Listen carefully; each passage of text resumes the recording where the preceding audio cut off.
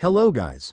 Welcome to Pika Fiction. So in this video, we will see what if Ash became the champion of Alola and his prize was a harem of Lillie, Lana, and Mallow. If you enjoy these kinds of stories, don't forget to show us some love by hitting the like button and subscribing to the channel. Your support means the world to us. Now, let's start the story. Chapter 1. The weight of the crown. The roar of the Mallow Stadium wasn't just a sound, it was a physical force. A tidal wave of noise that vibrated in the marrow of Ash Ketchum's bones. The air tasted of ozone and burnt sugar. The lingering scent of a 10-million-volt thunderbolt and the smoldering remains of a blast burn.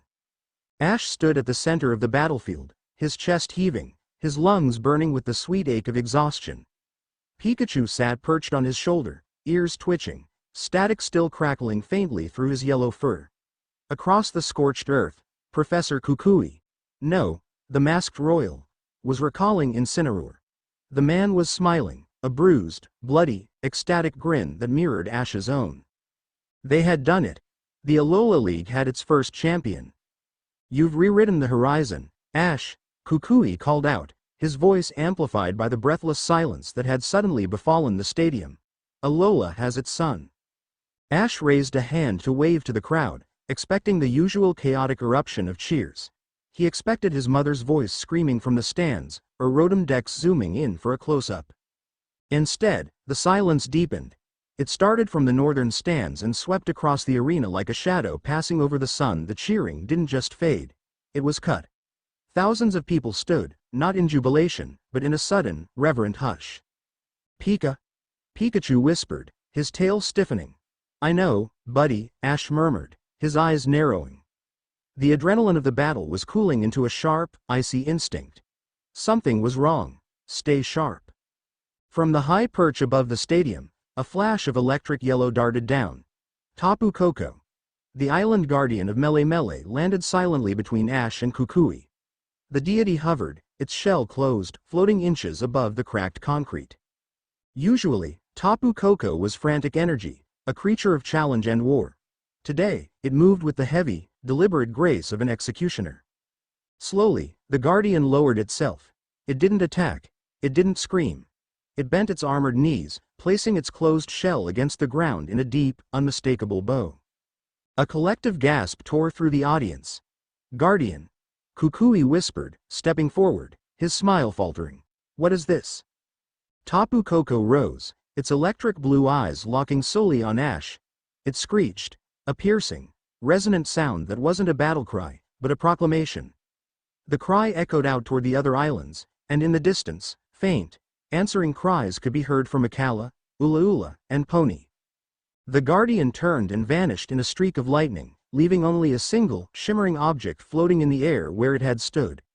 A heavy, golden insignia, ancient and unpolished. Hala, the kahuna of Mele, walked onto the field. He was followed by Olivia, Nanu, and Hapu. They weren't wearing their referee uniforms or their casual island attire. They were draped in ceremonial robes of heavy woven grass and feathers, dark and imposing. Hala approached Ash, his face grim. He didn't offer a handshake. He reached out and took the floating insignia, pressing it into Ash's palm. It was heavy, warmer than it should have been. The exhibition is over, Ash Ketchum, Hala said, his voice low, meant only for the trainers on the field. The coronation has begun. I thought the trophy ceremony was later, Ash said, his grip tightening on the golden crest. He looked at Nanu. The usually bored police officer looked sharp, his eyes scanning the perimeter of the stadium as if expecting an ambush. There is no trophy, Nanu grunted, his hand resting near the pokeballs on his belt. Not for this. Kid, you didn't just win a tournament. You broke the stalemate. You woke up the old law. Old law? Ash felt a prickle of unease on the back of his neck. He looked toward the entrance tunnel. Where are my friends? Where's Lillie? Waiting for you, Olivia said softly. She looked sad, her usual exuberance replaced by a maternal worry. In the sanctum. Go, Ash. The people need to see their king leave the field before they can breathe again. Ash looked at the crowd. They were bowing. Thousands of them. It made his skin crawl. He wasn't a king. He was a Pokemon trainer from Pallet Town. He turned on his heel, cloak snapping in the wind, and marched toward the tunnel, Pikachu gripping his shoulder tightly. Don't like this, Ash muttered as the darkness of the tunnel swallowed them. Shaw, Pikachu agreed, sparks flying from his cheeks. The champion's sanctum was a massive circular room deep beneath the stadium, designed for strategy and isolation. The walls were lined with monitors displaying seismic readings of the islands, and the center of the room was dominated by a tactical table. When Ash burst through the double doors, he expected a party. He expected a banner, confetti, maybe Mallow jumping on him with a tray of malasadas. Instead, the room was freezing. Lillie, Lana, and Mallow stood on the far side of the tactical table. They were dressed formally, too formally. Lillie wore a white gown that looked like a modernized version of ceremonial robes, stiff and intricate. Mallow wore a deep green sash over a formal dress, her hair pinned up sharply. Lana looked like a soldier. She wore a dark blue tunic with armor plating woven into the fabric, her Z-ring polished to a shine. They didn't smile. They stood in a formation, shoulder to shoulder. Ash, Lillie said. Her voice didn't tremble, but Ash could see the white knuckle grip she had on her skirt. Congratulations. Ash stopped 10 feet away. He looked from them to the kahunas, who had followed him in and were now locking the heavy blast doors behind them. Okay, Ash said, his voice dropping an octave. The boyish charm evaporated, replaced by the steel of a veteran who had saved the world half a dozen times. He turned to Hala. Explain, now. Hala sighed, the weight of his years showing in the slump of his shoulders. Alola is not like Kanto or Unova, Ash. Our league is not a sport. It is a ritual. For generations, we have had no champion because the Tapas accepted no one. The balance was kept by the kahunas. But the ultra wormholes are opening more frequently, Hapu cut in, her small stature betraying none of her intensity. The borders between dimensions are thinning. The Tapas know a war is coming. They needed a zenith. A singular point of power to hold the region together when the sky breaks. I'm a trainer, Ash said, his eyes flashing. I fight battles. I don't rule nations. You don't have a choice, Nanu said, leaning against the wall and lighting a cigarette, ignoring the glare from Lillie. The moment Coco bowed, you became the deterrent. You are the nuclear option, kid. If you leave, the vacuum you leave behind will cause a civil war between the traditionalists and the Ether Foundation. Or worse, the Ultra Beasts will sense the weakness and swarm. Ash looked at his hands. He felt the hum of his aura, stronger here in Alola than it had been in years. So I'm a prisoner? Is that it? No, Lillie spoke up. She took a step forward. You're the anchor, but an anchor needs a chain. Ash looked at her. Lillie? The old law dictates that the champion cannot stand alone, Lillie said, reciting the words as if she had memorized them from a text she hated. To prevent the champion from becoming a tyrant, or from leaving and abandoning the people, he must be bound to the land. Through blood. Or through bond. Ash's eyes widened. He looked at the three girls. You can't be serious.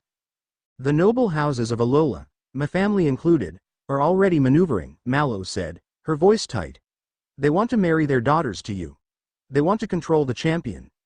If you are unattached, you are a political target.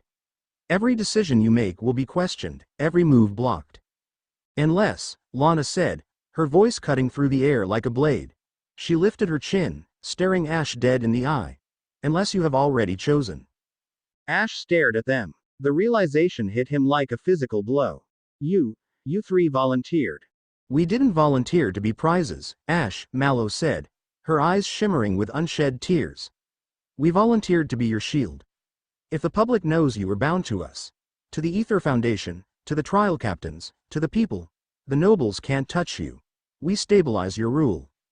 And if I say no, Ash asked quietly, then they will force a political marriage on you within the week, Nanu said bluntly. Or they'll assassinate you. Probably the second one. Easier paperwork. Ash turned away, pacing the length of the room. Pikachu hopped off his shoulder onto the tactical table, looking at the girls with a tilted head. I won't do it, Ash said, stopping in front of the main monitor. I'm not going to treat my friends like political assets. I'm not going to use you. You aren't using us. Lillie's voice cracked, the mask of composure slipping. She ran around the table, grabbing Ash's arm. He spun around, surprised by her strength. Do you think we want some random stranger ruling us? Lillie demanded, her green eyes blazing. Do you think I want my mother's foundation to fall into the hands of the board of directors? Ash, we trust you. We know you. You're the only one we can trust with this power. It's not about romance, Ash, Lana said, moving to his other side. It's about survival. We are offering you an alliance. The strongest trainers, the smartest minds, and the deepest hearts in Alola. We stand with you, you stand with us.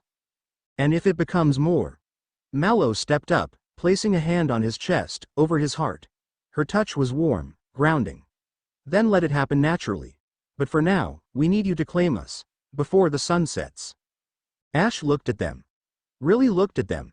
He saw Lillie, who had overcome her trauma with handling Pokemon, now standing ready to face the trauma of politics for him. He saw Mallow, the nurturer who fed everyone, now ready to starve her own dreams of a quiet life to keep the peace. He saw Lana, the quiet warrior, ready to draw blood to protect his back. They weren't asking for a savior, they were asking for a leader. Ash closed his eyes. He took a deep breath, centering himself. When he opened them, the uncertainty was gone. The boy was gone. Okay, Ash said. The tension in the room snapped. Hapu let out a breath she seemed to have been holding for an hour. But we do this my way, Ash continued, his voice hardening. I don't own you. You aren't consorts.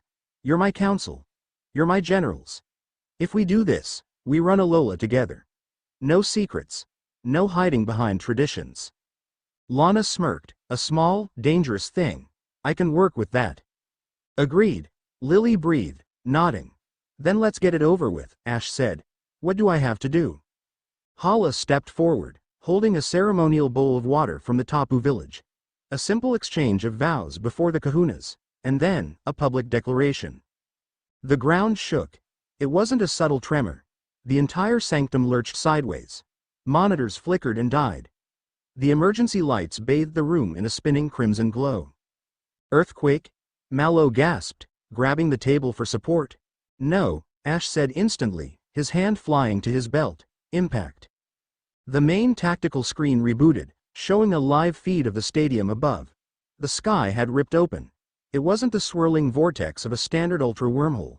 It was a jagged tear, like shattered glass in the fabric of reality.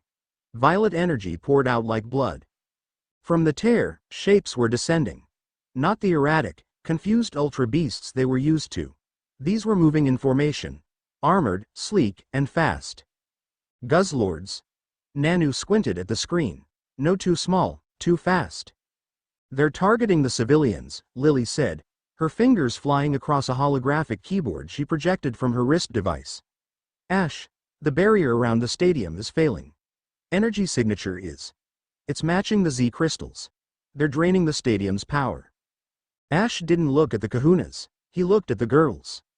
Lillie, can you reroute the backup generators to the stadium shields? Yes, she replied instantly, her fear replaced by cold calculation, but I need 3 minutes. Mallow, get on the PA system. Coordinate the evacuation. Use the underground tunnels, not the main exits, they'll be choke points. On it, Mallow said, already running for the comms station. Lana, Ash said, turning to her. Lana already had a dive ball in her hand. Point me at them. You and I hold the line, Ash said. We buy Lillie her 3 minutes. Just you two? Hala protested. Ash, there are dozens of them. Ash turned to the door. He didn't look back. He adjusted his hat, a reflex, a habit, a grounding mechanism. But the look in his eyes was something terrifyingly new. I'm the champion, Ash said. Let's go show them what that means. The air outside was screaming. The sky above Mallow Stadium was a bruised purple. The invaders were insectoid, vaguely resembling Pheromosa but clad in dark, metallic chitin that deflected the frantic attacks of the standard security Pokemon. They moved with frightening synchronization, blasting beams of concentrated void energy into the panic-stricken crowds. Ash and Lana burst from the tunnel onto the main field. Pikachu, Thunderbolt, spread pattern, Ash roared. Pikachu launched into the air, spinning. The Thunderbolt didn't just strike, it exploded outward like a web, catching 3 of the invaders in midair. They shrieked, a sound like grinding metal, and crashed into the stands. Primarina, sparkling aria. Lana commanded. Her Primarina materialized in a graceful arc, singing a melody that wove through the chaos. Bubbles of hard water struck the falling beasts, detonating on impact and knocking them back before they could recover. "They're organized," Lana shouted over the noise, sliding into a combat stance beside Ash. "They aren't attacking randomly. They're looking for something." "They're looking for me," Ash realized. He could feel it. The pressure in his head. The gaze of something ancient watching him from the tear in the sky. One of the beasts, larger than the others, landed in the center of the arena. It stood on two legs, wielding jagged scythes that dripped with liquid shadow. It hissed, pointing a claw at Ash. "Protect the evacuees," Ash ordered Lana. "I'll handle the alpha." "Don't die," Lana said. She didn't argue, she trusted his strength. She turned and sprinted toward the stands where a group of children were trapped, Primarina following her wake. Ash faced the alpha. He didn't reach for another Pokeball, he didn't need to. "Pikachu," Ash said calmly. "Iron Tail." The alpha lunged, covering the 50 feet between them in a heartbeat. It was fast, faster than a Greninja. But Ash didn't flinch. He stepped to the side, a movement so minimal it looked like a glitch in the video feed. The scythe missed his nose by a millimeter. Now, Pikachu, moving in perfect sync with Ash's thought, slammed an iron tail into the creature's knee joint. The chitin cracked. The beast roared and swung its other arm. Ash ducked, grabbed the beast's extending arm, and used its own momentum to throw it over his shoulder. It was a move he'd learned from fighting alongside fighting types. Trainers usually stood back. The champion fought. The beast crashed into the dirt. Before it could rise, Ash stepped onto its chest. Pikachu. Electro Ball. Point blank. The explosion shook the stadium foundations. Smoke cleared. The beast lay twitching, unconscious. Ash stood over it, his hat shadowed over his eyes, his Z-ring pulsing with a rhythmic light. He looked up at the tear in the sky. "Is that all you have?" he whispered to the void. As if in answer, the tear shuddered. A voice, sounding like grinding stones, echoed not in the air, but inside the minds of everyone in the stadium. "The light offends." More tears began to open, not just over the stadium, but all over the island. "Ash." Lillie's voice crackled over his earpiece. "Shields are up. But I'm reading energy spikes everywhere. This isn't a raid, it's an invasion." Ash looked at the unconscious beast, then at Lana, who was decimating a squad of invaders with a hydro pump, her face a mask of fierce determination. He tapped his earpiece. "Mallow, status?" "Evacuation is 40% complete." Mallow's voice was shaky but clear. "But the panic is causing stampedes. I need time." "You'll get it," Ash said. He reached for his belt and pulled out a dusk ball. He hadn't used this one in a long time. "Lillie, drop the shield around the center of the arena. Keep the stands protected." "Ash, are you crazy? If I drop the center shield, they'll swarm you." "Exactly," Ash said. He enlarged the dusk ball. "I'm going to draw their fire, all of it." "Ash." Lana's voice came over the comms, breathless. "Do it." Ash threw the ball skyward. "Lycanroc. Stone Edge. Turn this arena into a fortress." The dusk form Lycanroc burst forth, howling. It slammed its paws into the ground. Massive pillars of rock erupted from the stadium floor, creating a chaotic maze of stone spikes. "Come and get me," Ash yelled, his voice amplified by his own rising aura. The swarm turned. Hundreds of alien eyes locked onto the center of the arena. They dove. Ash grinned. It was a feral, dangerous grin. "Let's dance." Chapter 1. End of Part 1. The Mallow Stadium had become a canyon of jagged stone. Lycanroc's stone edge had torn the battlefield into a chaotic labyrinth of pillars and ravines, forcing the aerial swarm into narrow choke points. Ash moved through the chaos like a storm front. He vaulted off a tilted slab of rock, sliding under the sweeping claw of a metallic insectoid. He didn't shout commands. At this level of synchronization, words were lag. Thunderbolt. Arc left. Pikachu, riding the momentum of Ash's slide, unleashed a jagged whip of electricity. It caught 3 of the beasts in a chain reaction, their metallic armor conducting the voltage instantly. They spasmed and dropped, crashing into the stone maze. But there were too many. "Ash, on your 6.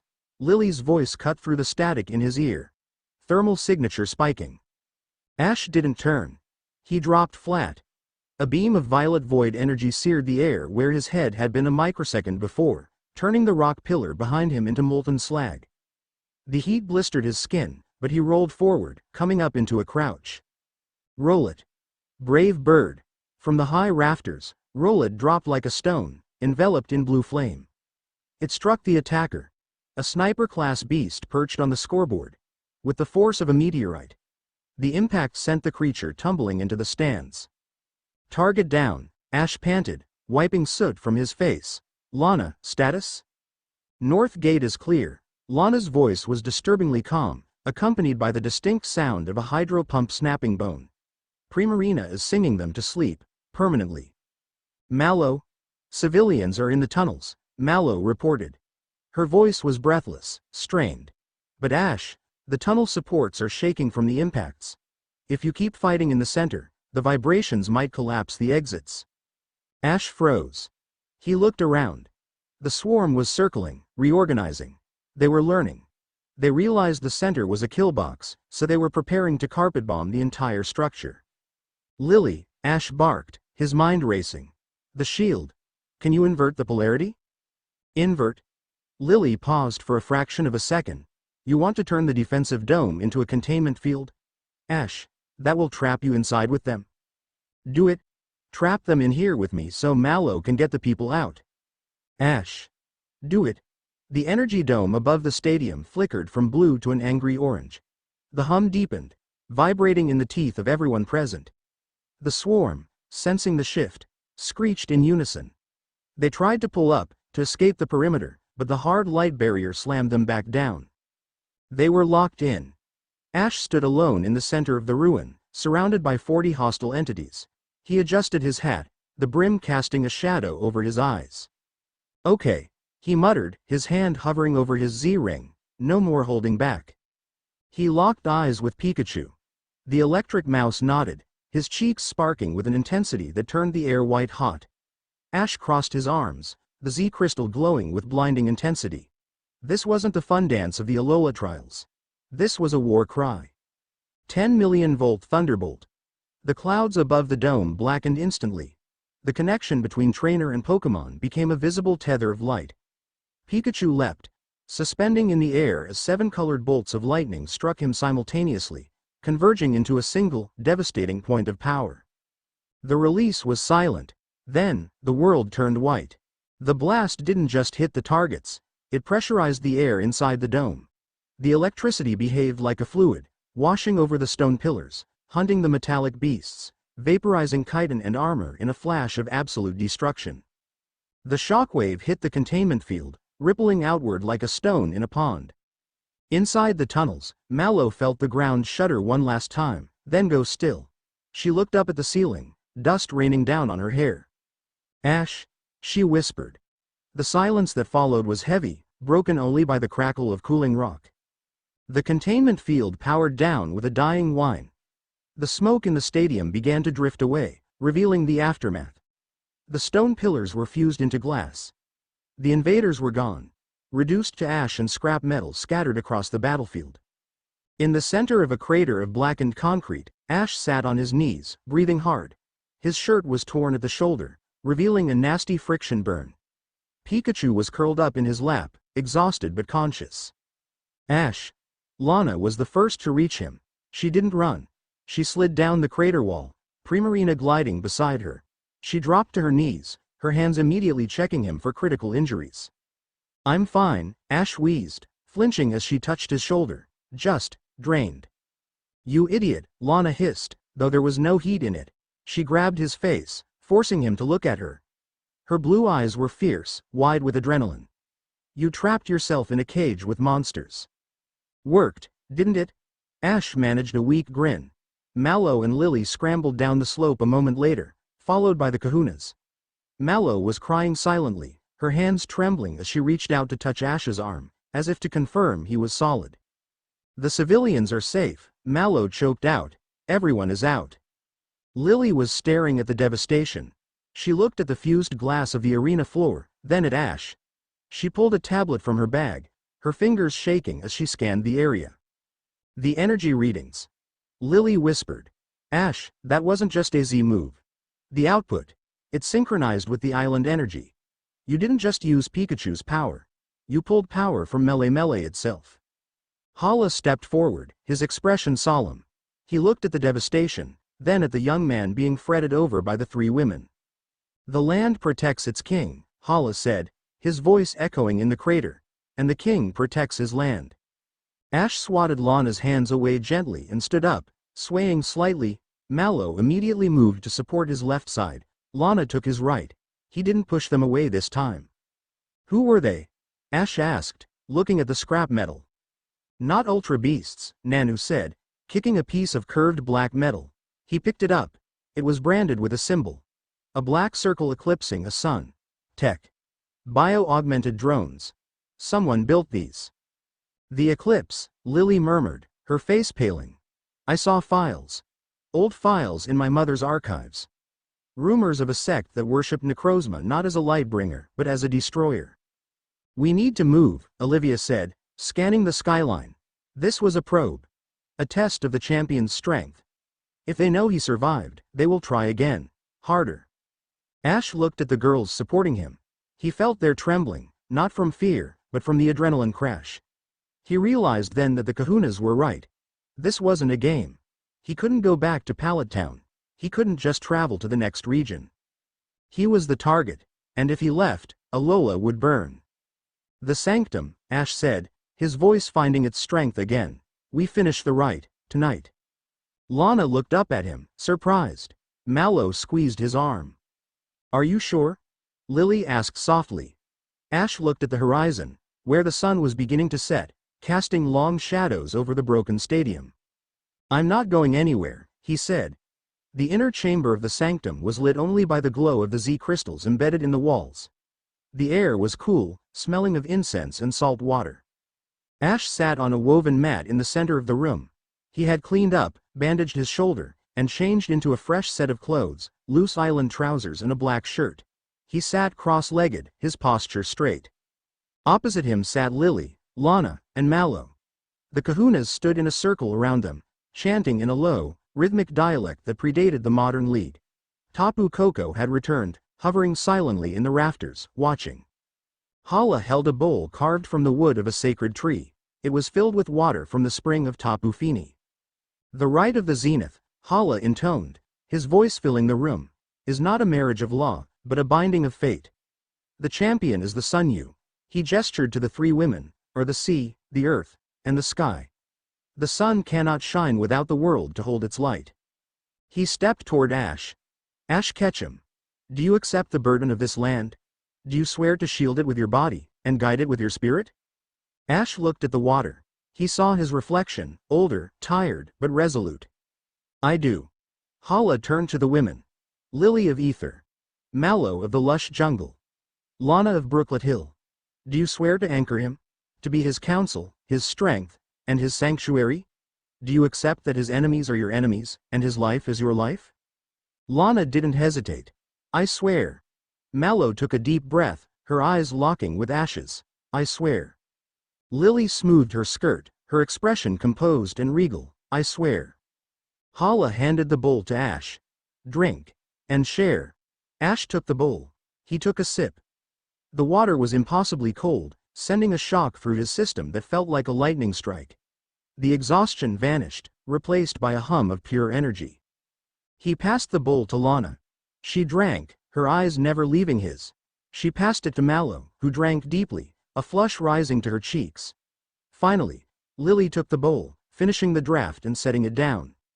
It is done, Olivia whispered, wiping a tear from her eye. Suddenly, the tattoos on the kahuna's arms glowed. The Z rings on Ash and the girls flared with light. Ash gasped. He felt it, a physical connection snapping into place. He could feel Mallow's heartbeat as if it were his own. He could sense the cool, sharp clarity of Lillie's mind. He could feel the burning, tidal intensity of Lana's spirit. It wasn't invasive, it was completing. The light faded, the room fell silent. Nanu broke the tension, stepping forward and unlocking the heavy blast doors. Congratulations. You're now the most powerful political entity in the hemisphere. don't screw it up. The kahunas bowed, a deep, formal bow, and filed out of the room, leaving the four of them alone. The silence stretched. It was heavy, awkward, and charged with electricity. So, Mallow said, her voice a little too high, that happened. Ash let out a long breath, his shoulders slumping. Yeah. Lana shifted, moving from her spot to sit next to him. She leaned her head on his uninjured shoulder. It was a bold move, but natural.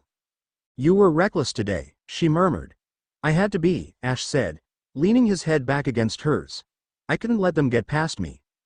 Lillie moved to his other side, sitting with her legs tucked under her. She didn't touch him yet, but she was close enough that he could feel her warmth. We need a plan, Ash, Lillie said, ever the strategist. The Eclipse sect. They have technology that rivals Ether. And they know who we are now. We'll figure it out, Ash said. He looked at Mallow, who was still sitting opposite him, looking uncertain. He reached out a hand. Mallow looked at his open palm, then smiled, a genuine, sunny smile that lit up the dim room. She took his hand and scooted closer, completing the circle. We aren't just a team anymore, are we? Mallow asked softly. Ash looked at them, his partners. He felt the bond humming in his chest, a constant, reassuring presence. He realized he wasn't afraid of the responsibility anymore. No, Ash said, squeezing Mallow's hand, we're a family. Unknown location. High Inquisitor Zale watched the screen. The footage was grainy, taken from the optical sensor of one of the destroyed drones, but the image was clear. It showed Ash Ketchum, bathed in white lightning, his eyes glowing with the blue aura of the Lucario lineage. Zale tapped a finger against his desk. He was a gaunt man, his skin pale as bone, wearing robes that seemed to absorb the light around him. Behind him, a massive tank bubbled with dark liquid, a silhouette of a creature floating inside. The zenith has risen, Zale whispered. His voice was like dry leaves skittering on pavement. He pressed a button on his console. Initiate Phase 2. Target the trial sites. If the champion draws power from the land, we will poison the well. He looked back at the screen, at the freeze frame of Ash's face. Enjoy your crown, boy, Zale smiled, revealing teeth that were filed to points. It will be heavy. Chapter 1 End. Chapter 2. Tides of change. The sun didn't rise over the champion's residence, it simply reclaimed it. The residence, a sprawling estate carved into the cliffside of Mount Lanakila, was a fortress of glass and white stone. It was designed to overlook the entirety of the Alola region, a vantage point for a god or a king. Ash Ketchum woke up with a headache that felt less like a hangover and more like he had headbutted a bastiodon. He sat up, the silk sheets sliding off his chest. The room was massive, the air conditioned to a crisp, mountain chill. For a moment, he panicked, disoriented by the silence. No mom calling him for breakfast. No Pikachu jumping on his stomach. Then, the sensation hit him. It was a low hum in the back of his mind, like the sound of the ocean heard through a thick wall. It wasn't his. It was them. He felt a warm, golden contentment radiating from the kitchen downstairs, Mallow. He felt a sharp, cool buzz of focus from the study, Lillie. He felt a rhythmic, calm pulse from the training grounds, Lana. Ash rubbed his face, swinging his legs out of bed. The right wasn't a metaphor. They were in his head, and he, presumably, was in theirs. Pikachu was already awake, sitting on the balcony railing, watching the clouds drift below them. The mouse looked at Ash, ears twitching. You feel different, the look said, heavier. Yeah, I know, Ash rasped. He stood up, stretching. The burns from the stadium battle were already healed, leaving faint, silvery scars. The regenerative properties of the bond were apparently immediate. Let's get some food. The kitchen was less a place to cook and more a culinary laboratory. It was equipped with industrial-grade ovens, a walk-in freezer, and enough counter space to land a Pidgeot. Mallow was in her element. She moved with a dancer's grace, chopping tropical fruits with a rhythm that matched the humming in Ash's head. She wore a simple apron over a casual sundress, her hair tied back in a messy bun. When Ash walked in, she didn't turn around. Coffee is on the island, she said, sliding sliced mangoes onto a platter. Black, 2 sugars. Just how you like it. Ash froze. I never told you how I take my coffee.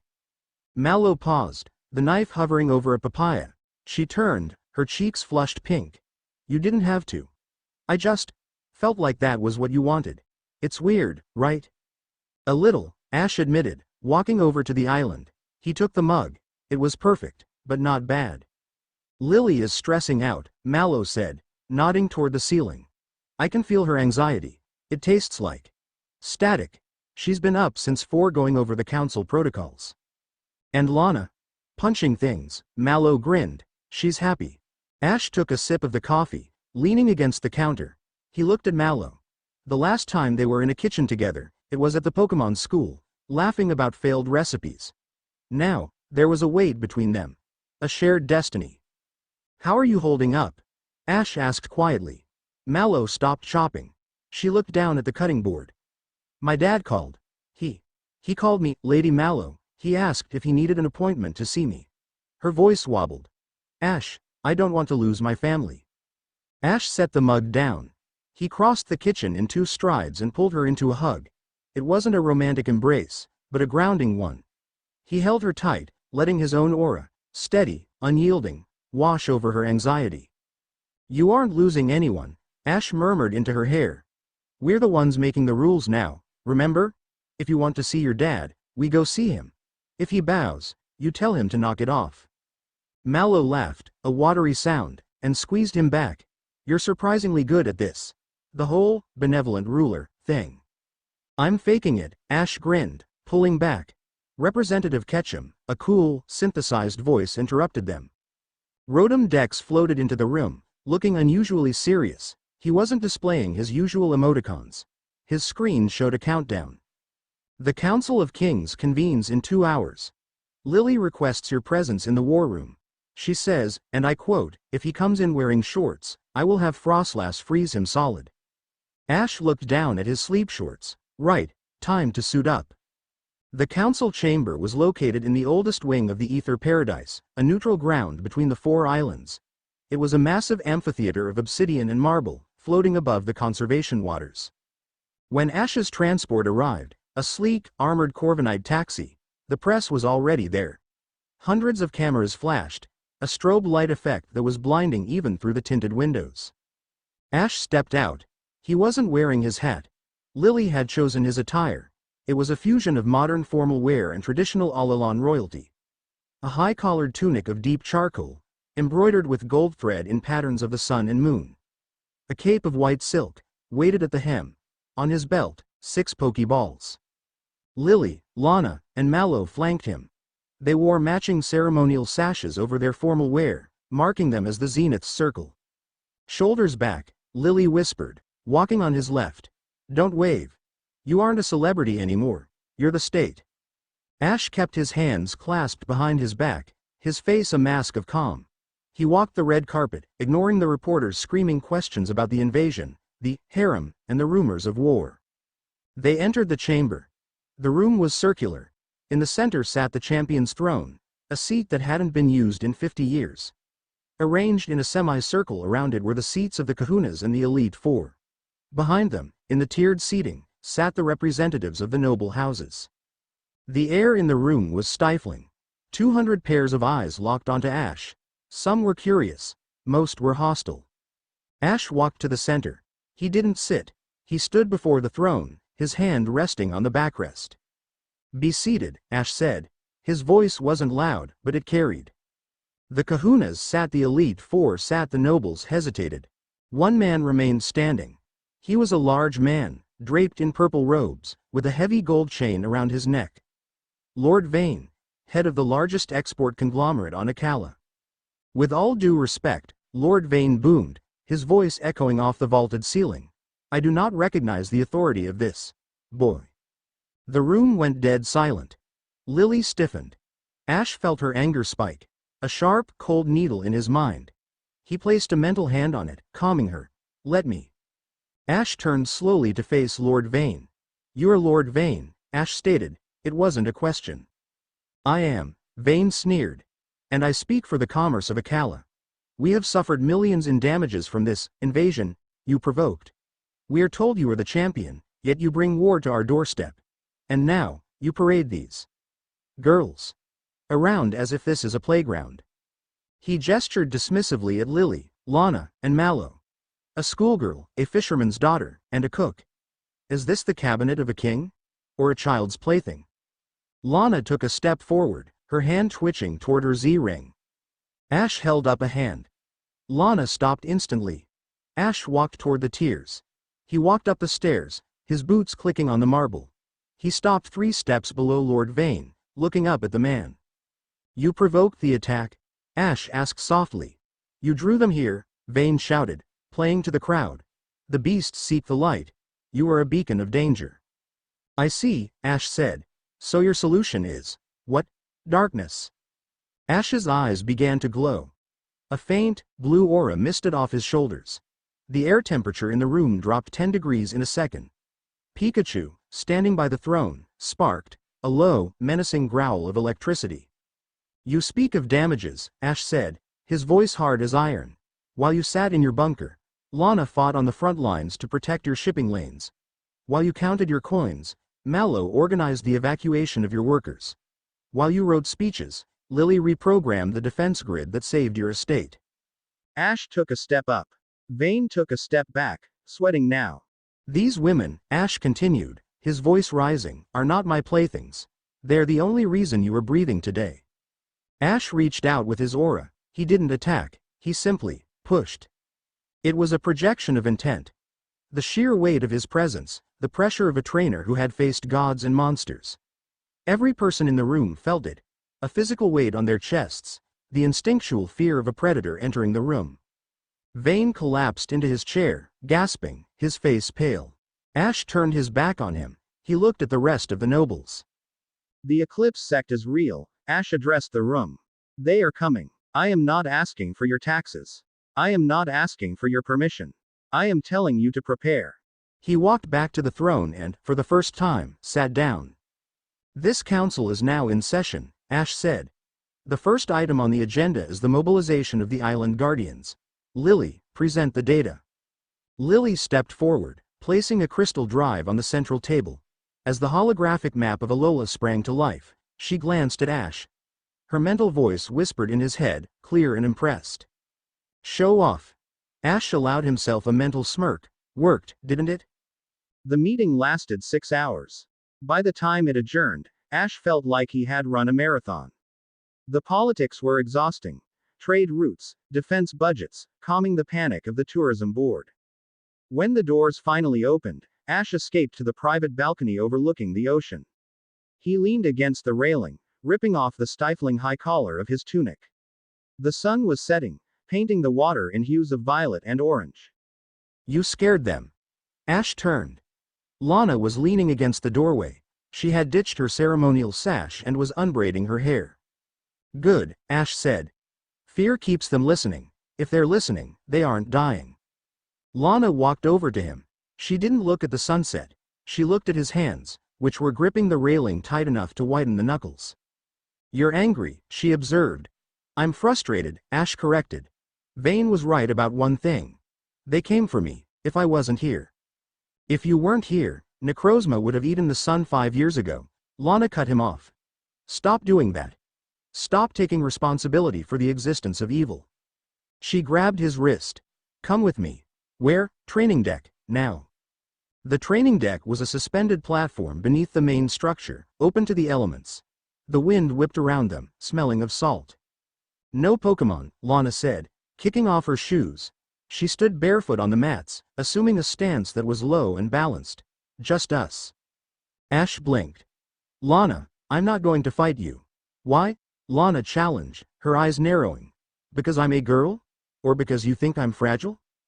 Because I have about 50 pounds on you and I've been wrestling Onyx since I was 10, Ash said dryly. Then it should be easy. Lana moved. She didn't telegraph it. She was just suddenly there, inside his guard. She grabbed his lapel and used a judo throw to leverage his weight. Ash reacted on instinct. He twisted in midair, landing on his feet like a cat. He grabbed her arm to stabilize himself. Lana, stop. She didn't stop. She swept his legs. Ash jumped over the sweep, but she followed up with a palm strike to his chest. It connected. Hard. It knocked the wind out of him. You think the council is the battlefield? Lana panted, circling him. That room is just talk. This is reality, Ash. If you can't handle me, how are you going to handle Zale? Ash realized then what she was doing. She wasn't sparring. She was grounding him. She was forcing him out of his head and into his body. She was offering him the only thing she knew how to give. A fight. Ash grinned. He rolled his shoulders, loosening the tension. Okay, Ash said. You asked for it. He stepped in.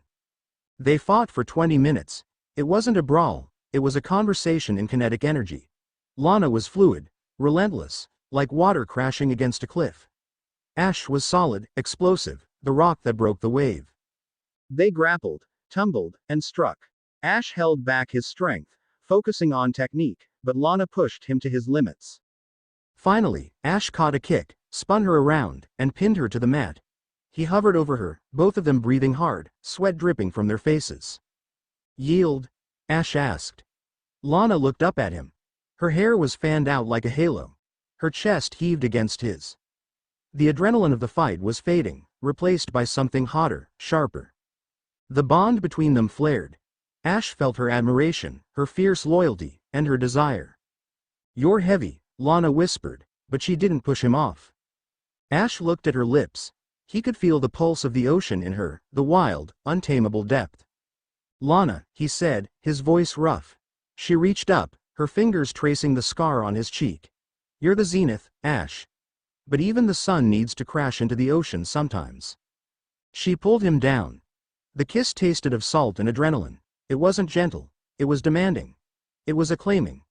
Ash responded in kind, his hands tangling in her hair. For a moment, the politics, the aliens, and the prophecy didn't exist. There was just this, the heat of her skin, the strength of her body, and the undeniable fact that she was his, and he was hers. Meanwhile, in the shadows of the ether paradise, Lord Vane sat in his private shuttle, pouring himself a drink with a shaking hand. He had been humiliated, emasculated in front of the entire assembly. Damn him, Vane hissed, downing the amber liquid. Damn the boy. He is quite impressive, isn't he? Vane spun around. Sitting in the shadows of the shuttle's cabin was a figure cloaked in black. Who are you? How did you get in here? Vane reached for the panic button. Don't, the figure said. He held up a hand. In his palm rested a crystal. It wasn't a Z crystal. It was jagged, black, and seemed to suck the light from the room. I am a friend, Zale said, leaning forward, and I offer you a way to reclaim your dignity. Vane looked at the crystal. He felt it calling to him, a whisper of power. What is it? Vane asked, entranced. A countermeasure, Zale smiled. The champion draws his power from the light. This is a shadow. Planted in the foundation of the sanctum, and you will see the zenith fall. Vane hesitated. This is treason. This is liberation, Zale corrected. He placed the crystal on the table. Do we have a deal? Vane looked at the crystal. He thought of Ash's glowing eyes. He thought of the laughter of the crowd. He reached out and took the stone. Deal. Chapter 2 end. Chapter 3. The verdant trap. The connection was a subtle thing, usually. A background hum of emotions. Lillie's crisp anxiety, Lana's oceanic calm, and Ash's steady, furnace-like resolve. But this morning, the connection screamed. Mallow dropped the skillet. It clattered against the marble floor of the kitchen, sending scrambled eggs and peppers flying. She didn't move to clean it up. She stood frozen, her hands clutching her chest, her breath coming in short, ragged gasps. Mallow. Ash was over the counter in a second. He didn't run. He vaulted. He landed beside her, his hands gripping her shoulders to steady her. He could feel it too. Not his pain, but hers. A sharp, withering agony that felt like dehydration and rot. It's screaming, Mallow whispered, her eyes wide and unfocused. Ash, can't you hear it? It's screaming.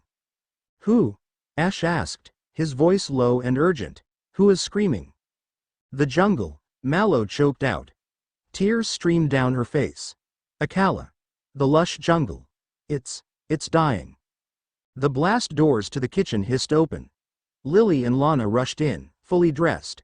They had felt the spike in the bond too. Seismic sensors are clear, Lillie reported instantly, though her eyes were fixed on Mallow with deep concern. No Ultra Beast signatures on the satellite grid. It's not an invasion, Mallow gasped, leaning into Ash's support. It's a sickness. Something is poisoning the roots. I can feel the totem. Lurantis is in pain. Ash looked at Lillie. Prep the transport. We leave in 10. I'll monitor from the command center, Lillie said, already tapping her wrist interface. If the grid isn't picking this up, it's stealth tech or biological. I need to run a deep scan of the island's energy ley lines. I'm driving, Lana said, grabbing a set of keys from the hook. She looked at Mallow, her expression softening. We'll fix it, Mal. Mallow nodded, wiping her eyes. She looked at Ash. He hadn't let go of her shoulders. His aura was wrapping around hers, a warm, solid blanket shielding her from the worst of the psychic feedback. I need to go, Mallow said, her voice finding a shred of steel. That's my home. Then let's go save it, Ash said. Akala Island, the lush jungle. The lush jungle was usually a cacophony of life. Parasects chirping, fomantis rustling in the undergrowth, the humid air thick with the scent of sweet nectar and damp earth. Today, it was a graveyard. The moment the Corvinite taxi touched down at the trail entrance, the silence hit them. It was heavy, oppressive. The trees near the entrance were brown and brittle, their leaves crumbling into dust at the slightest touch.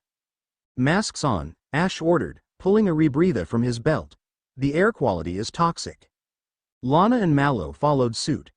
The three of them moved into the jungle, moving in a standard wedge formation, Ash on point, Lana on the right flank, Mallow on the left. The ground crunched under their boots. This isn't a natural drought, Mallow whispered, her voice tinny through the mask. She knelt by a withered fern. She touched the stem, and it disintegrated into gray powder. This plant was alive yesterday. I can tell. The cellular structure didn't decay. It was drained. Look at this, Lana called out. Ash and Mallow moved to where Lana stood near a stream. The water was stagnant, covered in a thin, oily film that shimmered with a violet hue. Ash dipped a gloved finger into the water, then held it up. The oil didn't drip. It clung, pulsing faintly. Ultra-energy residue, Ash said grimly. Concentrated. Someone is dumping waste into the water table. Why? Mallow asked, looking around the dying forest with horror. Why would anyone do this? To farm it, Lillie's voice crackled in their earpieces.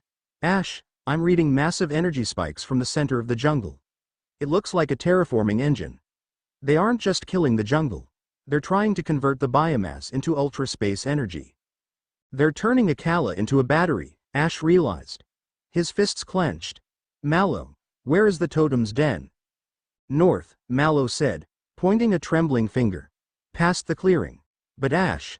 Lurantis. I can't feel her anymore. I just feel hunger. Stay close, Ash commanded.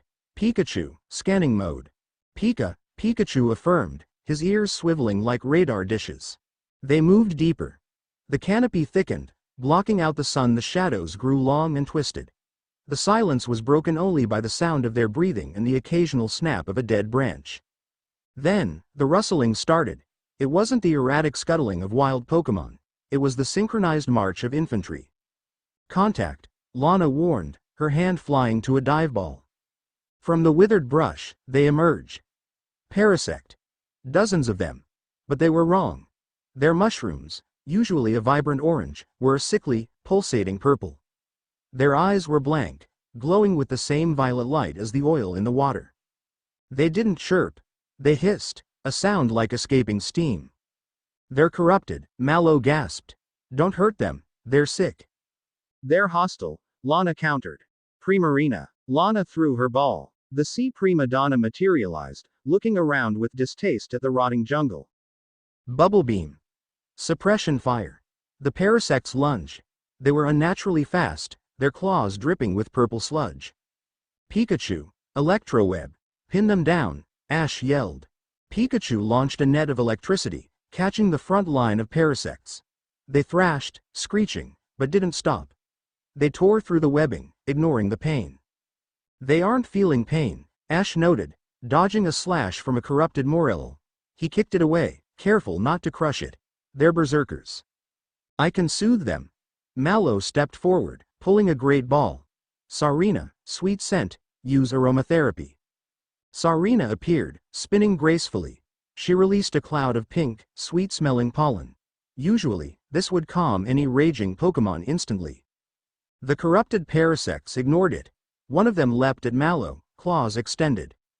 Mallow! Ash shouted. He didn't have time to call a command. He threw himself in front of her, taking the blow on his forearm. The claws tore through his jacket, scoring lines across his bracer. Ash grunted, shoving the Parasect back with a blast of aura. Ash! Mallow cried, grabbing his arm. I'm fine, Ash snapped, though his voice was tight. Your aromatherapy won't work. This isn't a status condition. It's mind control. Lana, clear a path. With pleasure, Lana said, her eyes cold. Primarina, hyper voice. Primarina let out a sonic scream. The sound wave blasted the corrupted Pokémon back, knocking them into the trees. It was brutal, effective, and necessary. Mallow watched, her heart breaking. She felt useless. Lillie was the brain, running the ops. Lana was the blade, cutting through the enemy. And Ash. Ash was the shield, taking hits she should have seen coming. I'm a liability, Mallow thought, the insecurity bleeding through the bond. Ash stopped. He turned to her, amidst the chaos of the skirmish. He grabbed her shoulder. Stop that, he said firmly. Get out of your head, Mallow. I need you. I can't fight them like you do, Mallow argued, gesturing to the suffering Pokémon. I cook food. I grow gardens. I don't break things. Exactly, Ash said, staring into her eyes. Lana and I can break them. But only you can fix them. We need to get to the source. The totem is the anchor. If we save the totem, we break the control. Ash, look out! Lana shouted. A massive beam of solar blade energy, corrupted into a beam of black light, cleaved through the canopy, slicing the ground between them. The impact threw them apart. The ground collapsed. Ash and Mallow tumbled down a ravine, sliding into a subterranean cavern beneath the jungle floor. The cavern, Ash groaned, sitting up. The fall had been about 30 feet, broken by a pile of decaying mulch. Mallow! Here, came a small voice. Mallow was sitting nearby, hugging her knees. Her mask had cracked, so she pulled it off. The air down here was thick with the metallic taste of the corruption. They were in a large underground chamber. In the center stood a machine, a tripod structure of black metal, pulsing with a rhythmic beat. Cables ran from it into the roots of a massive tree. And guarding it was the totem. Lurantis stood nearly 10 feet tall. Its flower petals were black and violet. Its eyes were voids. It held its scythe arms out, twitching. Ash stood up, checking Pikachu. The mouse was shaken but ready. That machine is pumping ultra energy directly into the ley line, Ash said quietly. Lurantis is absorbing all of it. Mallow stood up. She looked at the monster that used to be her friend. She remembered training with this Lurantis, sharing berries, laughing as it mimicked her dance moves. She's suffering, Mallow whispered. She's burning from the inside out. The Lurantis shrieked and charged. Pikachu, Iron Tail, block. Pikachu met the giant scythe with a steel-hardened tail. The impact created a shockwave that rattled the cavern teeth. Pikachu was thrown back, skidding across the dirt. She's too strong for a direct assault, Ash analyzed, his tactical mind taking over.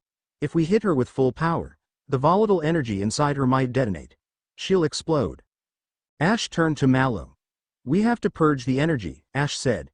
Mallow, is there anything in this jungle that neutralizes toxins? Something potent? Mallow's mind raced. She looked around the cavern. Despite the rot, she saw things Ash didn't. She saw the revival herbs clinging to the rocks, withered but alive. She saw lum berries growing on a vine near the ceiling. I can make a draft, Mallow said, her eyes widening. A concentrated purge. But I need time to mix it. And I need to get close enough to feed it to her. How much time? 2 minutes. Ash looked at the raging totem. 2 minutes against a corrupted boss monster was an eternity. He grinned. You got it. Ash stepped forward, cracking his knuckles. Hey, over here, you overgrown salad. Lurantis turned its void eyes on Ash. Pikachu, mobility pattern Delta. Keep her busy, Torracat, I choose you. Ash threw a second ball. Torracat burst out, the bell at its throat ringing with fire. Torracat, Fire Fang. Aim for the legs. Slow her down. As Ash engaged the beast, Mallow moved. She sprinted to the rock wall, scrambling up to grab the revival herbs. She tore the lum berries from the vine. She didn't have her kitchen tools, so she used a flat stone and her own strength to crush them into a paste in her palm. Behind her, the battle was a blur of violence. Ash was fighting like a demon. He wasn't commanding from the back. He was weaving in and out of the Lurantis' strikes, acting as a lure. A scythe slammed into the ground inches from Ash. He jumped onto the blade, running up the Lurantis' arm. Torracat, overheat the joints. Torracat bit down on the Lurantis' knee, unleashing a blast of heat. The totem roared, thrashing. Ash was thrown off, hitting the cavern wall with a sickening thud. Ash! Mallow screamed. Keep mixing, Ash roared, scrambling back to his feet, blood trickling from his hairline. I'm not done yet. Mallow grit her teeth. She poured a vial of fresh water from her belt into the paste. She needed a catalyst. Something to bind it. She looked at Sarina, who was guarding her. Sarina, I need a localized grassy terrain. Concentrated right here. Sarina stomped the ground. A small patch of vibrant green grass erupted from the dead earth. Mallow held the mixture over the energy. The herbs glowed, absorbing the life force. It's ready. Mallow shouted. Ash was on his knees. Pikachu and Torracat were battered. The Lurantis was charging a solar blade, the black light humming with apocalyptic power. Now, Mallow! Ash yelled. Ash raised his hand. Pikachu, Electro Web. Catch the blade. Pikachu fired the web, catching the energy blade. It held for a second, straining. Torracat. Fire Spin. Bind her arms. A vortex of fire wrapped around the totem, pinning its arms to its sides for a split second. Mallow ran. She didn't run away. She ran straight at the monster. She vaulted off Torracat's back, launching herself into the air. The Lurantis screeched, opening its mandibles to bite. Eat this! Mallow yelled. She shoved the glowing mixture directly into the Lurantis' mouth. At the same moment, she slammed her hand against the totem's forehead. Calm down. Mallow poured everything she had into the touch. Not just the medicine, but her love for the land, her memories of the jungle, her will as a queen of Alola. Come back. The effect was instantaneous. The mixture reacted with the ultra energy. Smoke poured from the Lurantis' vents. The black light in its eyes flickered, fought, and then died. The totem collapsed, shrinking back to its normal size. The violet veins faded, returning to a healthy pink. Mallow landed softly, catching the fainting Pokémon in her arms. I got you, Mallow whispered, rocking the large mantis. I got you.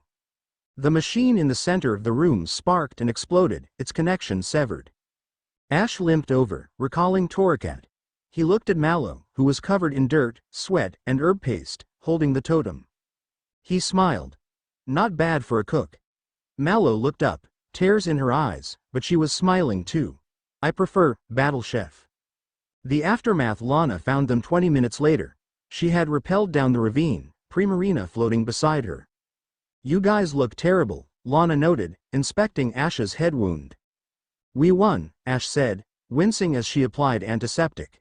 Mallow was tending to the Lurantis, feeding it an Oran berry. The jungle above them was already quieting. The screaming in Mallow's head had stopped, replaced by a dull, healing ache. Lillie's voice came over the comms, clear and relieved. Energy spikes are gone. The corruption is receding. Whatever you did, it worked. Ash walked over to the destroyed machine. He kicked the debris aside. Underneath the scorched metal plating, etched into the base, was the symbol again. The eclipse. They were testing a conversion engine, Ash said darkly. They wanted to see if they could turn Alola's nature against us. They failed, Mallow said, standing up. She looked different. The uncertainty from the morning was gone. Her shoulders were set. She looked at the machine with cold fury. Ash, Mallow said. Yeah? Next time we find these people, Mallow said, clenching her fist. I want to be on the front line. Ash looked at her. He felt the bond shift. The warmth of the heart was still there, but it was fortified now. Like the jungle, she was gentle, but she could also be dangerous. You're already there, Mallow, Ash said. He offered her his hand. She took it. That evening, the mood in the sanctum was subdued but warmer. Mallow was in the kitchen again, but this time, Ash, Lillie, and Lana were helping. It was a chaotic assembly line of vegetable chopping and dough rolling. "So," Lana said, tossing a piece of carrot to Pikachu, "Battle Chef?" "It's a working title," Mallow laughed. Ash sat at the counter, watching them. He felt the headache from the morning completely gone. The bond felt stronger, cleaner. Lillie walked over with a datapad. "Ash, I analyzed the data from the machine Mallow destroyed. The tech. It's old. It's based on blueprints from 50 years ago." "Who built it?" Ash asked. "The blueprints are signed," Lillie said, her face pale, "by a man named Faba. But Faba is in custody. He's been in prison since the Necrozma incident." "Someone is using his old work," Ash mused, "or someone is visiting him." "We need to pay a visit to the prison," Lana suggested, sharpening a knife a little too aggressively. "Tomorrow," Ash said, standing up. He looked at Mallow. "Tonight, we eat." Mallow placed a massive pot of stew on the table. The smell was heavenly, rich, earthy, and restorative. "To the lush jungle," Mallow toasted, raising her glass. "To the battle chef," Ash countered, clinking his glass against hers. They ate, they laughed, and for a few hours, the looming shadow of the eclipse felt very far away. But later that night, as Ash lay in bed, he stared at the ceiling. He could feel the bond humming. Lillie was thinking about blueprints. Lana was thinking about combat drills. Mallow was thinking about new recipes for antidotes. They were preparing for war, and Ash knew, deep down, that the first shot had only just been fired. Chapter 3 End. Chapter 4. Iron and Ice. The air in the Sanctum's command center usually hummed with the predictable rhythm of server cooling and data flow. Today, the hum was a frantic, high-pitched whine. Lillie stood before a massive holographic display, her white suit jacket discarded, revealing the severe lines of her professional attire. Her knuckles were white where she gripped the console. Ash stood a few feet behind her, observing. He didn't need the tactical overlay to know they were in trouble. The cold spike of pure, intellectual panic radiating from Lillie through the bond was palpable. It tasted like burning wire and ozone in the back of his throat. "It's not an external breach, Ash," Lillie said, her voice strained, analytical even in distress. "They didn't break the firewall. They used a key. An ancient one." "The Eclipse sect?" "Yes. But not through a typical exploit." Lillie swiped the air, pulling up a decades-old schematic. It was a diagram of an early prototype ultra-wormhole generator. "This access code was retired 30 years ago. It's tied to the original research done by my father, Mon, on what he called Project Zenith." Ash walked to her side, studying the obsolete, dangerous schematic. "The same project that led to the Necrozma incident?" Lillie nodded, her eyes shadowed. "Worse. Before Project Zenith became the Ether Foundation, it was researching the exploitation of ultraspace energy. The early research included methods to tether certain ultra beasts to cybernetic control systems. Mon abandoned the research, but the digital backdoor, the key, remained." A red banner flashed across the screen. "Data transfer, Eclipse sect." "They're taking everything," Lillie whispered, her voice cracking. "All the failed plans, the dark history. And the schematics for controlling the very monsters we're fighting. They're using my family's shame as their weapon." Ash reached out, placing his hand gently on her shoulder. The touch was grounding, a non-verbal command for her to breathe. "This is not your fault, Lillie," Ash said firmly. "Isn't it?" She spun around, her elegant control finally snapping. Her green eyes were wide with a fierce, desperate fear. "My mother nearly brought the world down with her ambition. My father's forgotten work is now arming a cult trying to poison the region. Ash, the Ether Foundation is a shadow. Every time I sit in this chair, I feel her in the room, her madness infecting my decisions." She looked at him, her lips trembling. "I'm afraid, Ash. Afraid that when the time comes, I'll choose logic over morality, just like she did. That the need to control the power will override the need to protect the people." The sheer wave of self-loathing that washed through the bond was almost suffocating. "Mallow can handle the system recovery," Ash said, looking at the screens that were still draining data. "She's good with tech logistics." "But, no, buts," Ash cut her off. his voice decisive. He stripped off his tactical jacket, throwing it on the chair. "You're getting out of here. You're drowning in this room. Lana, I need you to secure the perimeter and monitor the ley lines. Lillie and I are leaving." Lillie stared at him. "Leaving? Where?" "To the one place they won't expect us," Ash said, a rare grin touching his lips. "The highest, coldest point in Alola. Mount Lana. We're going to clear the static." The ascent of Mount Lana was brutal. The air thinned rapidly, and the equatorial sun was replaced by a biting, glacial wind. They abandoned the transport halfway up, continuing on foot. Lillie had wrapped herself in a thick, insulated snowsuit. Ash wore only a thermal hoodie and cargo pants. The cold didn't bother him. The warmth of his amplified aura kept his core temperature steady. They reached the summit, a vast plateau of ancient ice and razor-sharp rock, overlooking the entire region. The wind was a physical weight, threatening to throw them from the cliff. Lillie leaned heavily against a rock formation, pulling down her mask, her breath plumed in the freezing air. "I still don't understand the purpose of this," Lillie admitted, though the tension around her eyes had eased slightly. "Is this a Kanto mental health strategy?" "It's simple physics," Ash explained, sitting calmly on a block of ice. "You're a genius, Lillie. You live in your head. When the battle is in your mind, you lose perspective. We need to be where the problems look small." He gestured down at the clouds and the distant islands. "Look down. The Council, the Foundation, the Eclipse. From here, they're just specks. You're bigger than them." Lillie pushed herself off the rock, walking to the edge of the plateau. She gazed out at the vastness. "I need to be," she confessed, her voice barely audible over the wind. "I envy Mallow's clarity. She knows what is right. She sees the enemy and knows they must be purged. I see the enemy and I see a possible solution, a strategic capture, a use for the power." Lillie turned, her eyes reflecting the pale blue of the mountain ice. "Ash, I'm already calculating how to use the corrupted Ultra Beasts against the Eclipse sect. It's logical. It's effective. It's exactly what my mother would have done." She was waiting for him to recoil, to judge her. Ash stood up, walking toward her. He didn't offer a platitude. "You're right," Ash said. "It is logical." Lillie's jaw dropped slightly. "What?" "Logic isn't evil, Lillie," Ash said, stopping just a foot away, shielding her from the wind. "Evil is what happens when logic is unbound by conscience. Your mother was a monster because she believed she was above the rules. You're terrified of becoming her, so you created a moral boundary around yourself that is so high, it makes you ineffective." He looked directly into her. "Your mind is your crown. Lana is the shield. Mallow is the cure. You are the architect.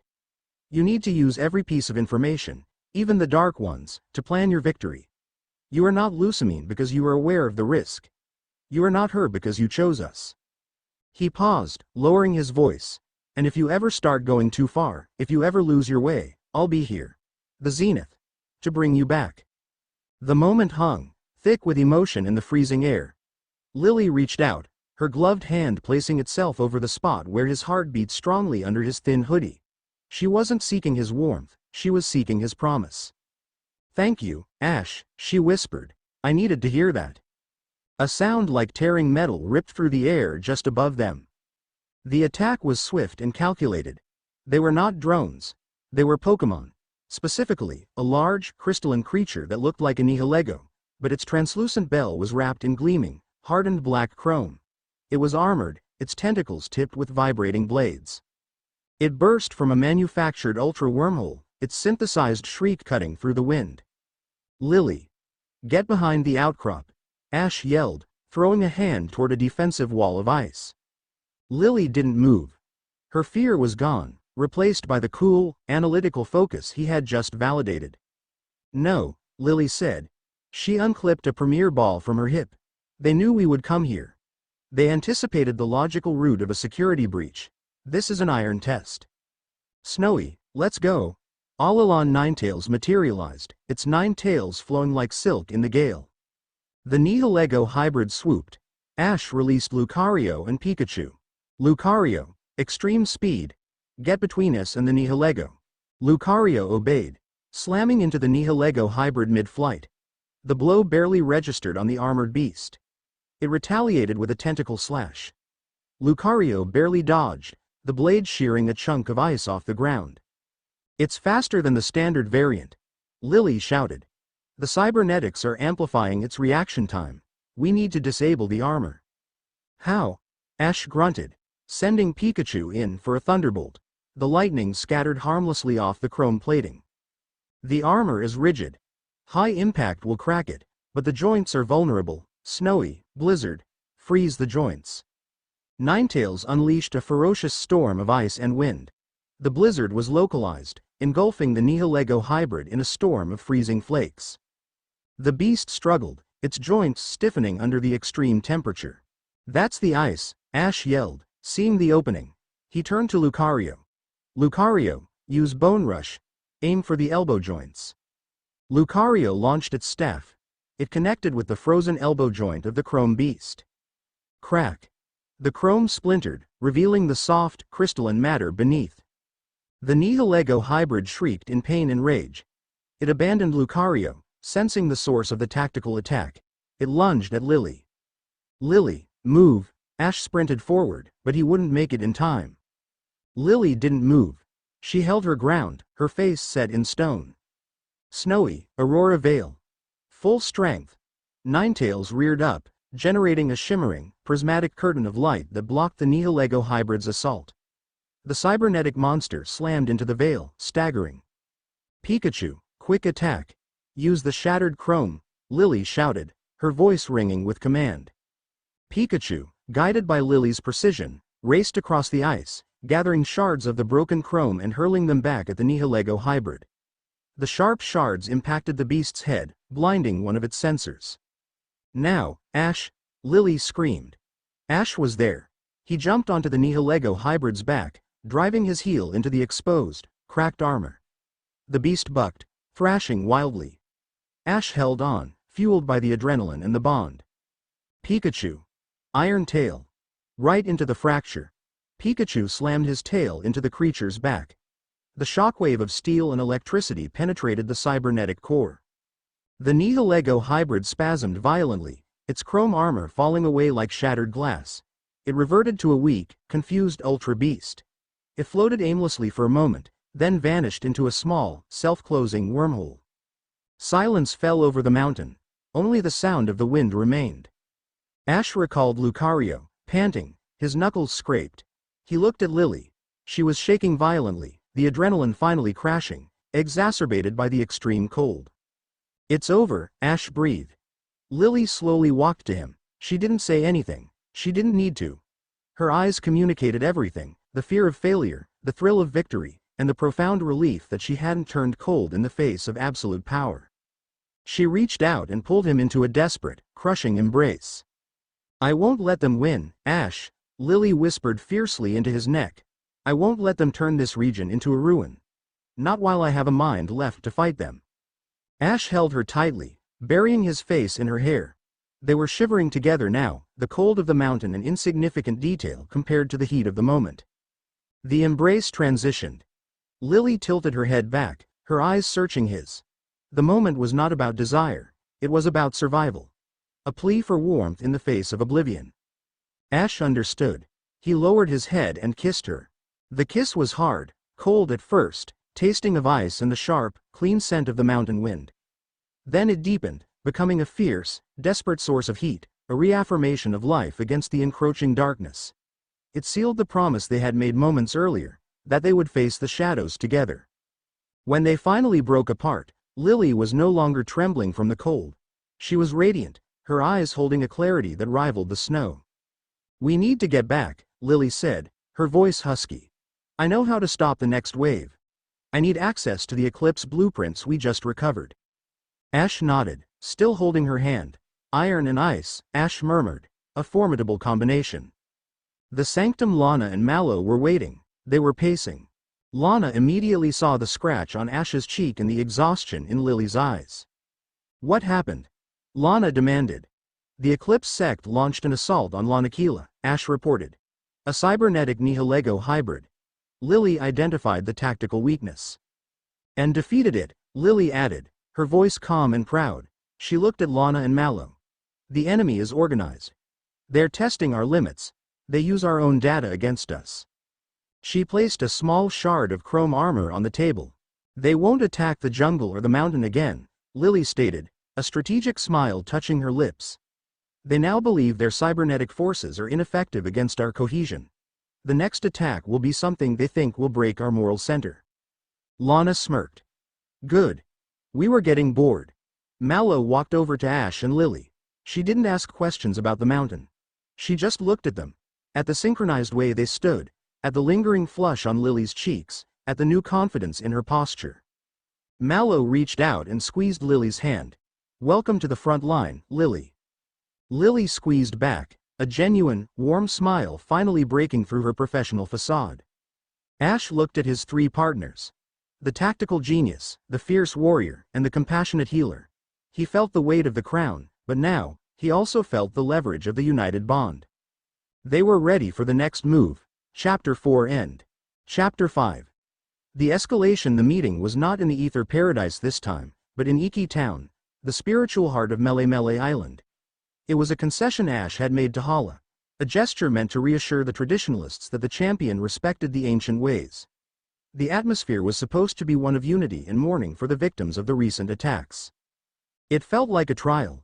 Ash stood before the altar of the sun, the kahunas, Hala, Olivia, Nanu, and Hapu, forming a semicircle. Behind them, arrayed in the public square, were the elders, the island captains, and the representatives of the noble houses. Lillie, Lana, and Mallow stood behind Ash, their presence a calculated, visible symbol of his power base.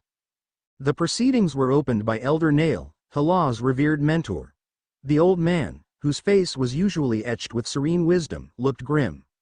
The attacks have escalated, Nail's voice, amplified by an ancient chant, carried across the square. The light of the zenith has drawn the shadow. Our people ask, Champion, if this price is too high. The price is high because the enemy is organized, Ash replied, his voice calm, projecting confidence. We have identified the group, the Eclipse sect. They use advanced ether technology, stolen by my father's old partner. He intentionally framed the enemy as external and defined. A convenient narrative, a sneering voice cut in from the crowd. Lord Vane, the humiliated noble from the previous council, pushed his way to the front.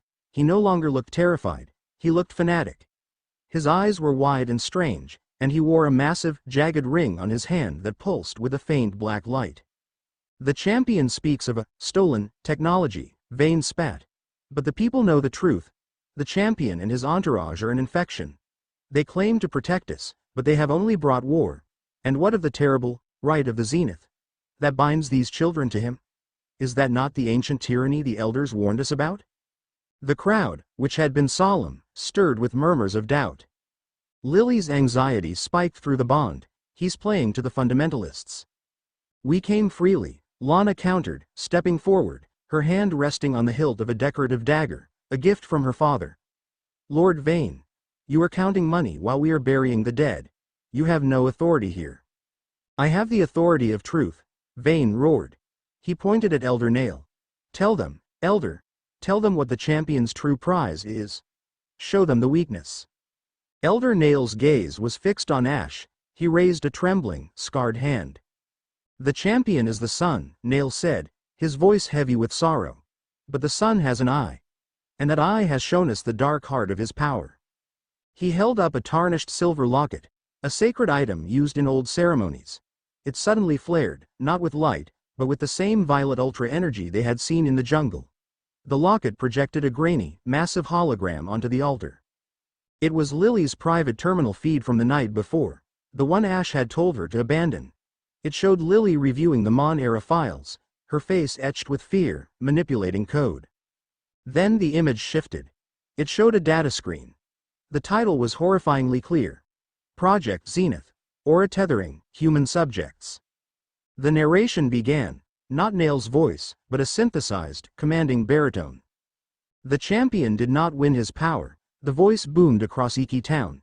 He merely completed a ritual engineered by the Ether Foundation, a political slavery disguised as tradition. This so-called bond is not spiritual. It is technological. It is an aura tether designed to siphon the will and resources of the four islands' most powerful daughters, the mind, the heart, the sea. Their agency is gone. They are mere batteries for the Zenith's foreign power. The crowd was silenced, then erupted into outrage. Ash felt the air leave his lungs. This wasn't a physical blow. This was the betrayal of trust. The core of his power, the bond with the girls, had been twisted into a weapon of political manipulation. He felt Lillie's shame, Lana's cold rage, and Mallow's crushing despair wash over him, amplified by the bond. Ash was frozen, caught between the need to defend himself and the knowledge that the visual evidence was devastatingly real. This is the heavy hit. Ash, Mallow's voice was a barely audible plea in the mental connection. They don't believe us. And now, the voice continued, we introduce the true savior of Alola. The man who will purge the outsider and restore the glory of the shadow. The holographic feed cut. The screen was filled with the gaunt, ascetic face of High Inquisitor Zale. He stood in a vast, dark chamber, draped in black robes embroidered with the eclipse symbol. I am High Inquisitor Zale, he proclaimed. The keeper of the true light. Ash Ketchum, you came here as a tourist, seeking a title. You will leave as a footnote, having failed the people you enslaved. We demand that you step down, dissolve your unholy bond, and surrender to the judgment of the shadow. Or we will take the sun from the sky ourselves. The video feed dissolved. The silver locket in Nail's hand glowed one last time, then shattered. The square was chaos. People were shouting, demanding answers. The kahunas looked conflicted, their faith in Ash shaken by the evidence presented by Elder Nail, one of their own. Ash felt a crushing sense of paralysis. If he used force now, he would prove Zale right. If he did nothing, Alola would tear itself apart. Lillie was the first to move. She had stumbled back, clutching her head, the shame of the manipulated ether files overwhelming her. But she found her footing instantly. The logical, analytical part of her mind locked onto the problem. Ash is compromised.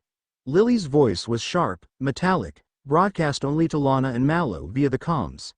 He's in a moral spiral. We take tactical command, now. Mallow, start calming the crowd. Use Sarina's sweet scent. You need to look like the image of stability, Lana commanded, already moving into the center of the square, drawing her ceremonial dagger. Lillie, where did the broadcast originate? A mobile relay point, somewhere deep in the Pony Canyon ruins, Lillie analyzed, her fingers flying over her wrist terminal. I can't hack it directly, but I can flood the local news frequencies with counter-evidence. I need access to the stadium surveillance data, the footage of Ash taking the hits for the civilians. Do it, Lana hissed. She met the gaze of a particularly aggressive group of nobles. We hold the perimeter. Mallow, go. Mallow, forcing down the acidic shame in her stomach, pushed her way through the panicking crowd. She threw a handful of calming berries into her mouth and inhaled deeply. She looked at Sarina. Sarina, let's show them the heart of the jungle, not sadness, resolve. Sarina unleashed a dense cloud of sweet scent, combined with a subtle aromatherapy focused on reducing panic. Mallow spoke, not with anger, but with overwhelming, maternal sadness. They lie. Mallow cried out, her voice clear and strong. They twist the truth. We made a choice to protect our homes. Do you think any tyrant would take a hit for a stranger?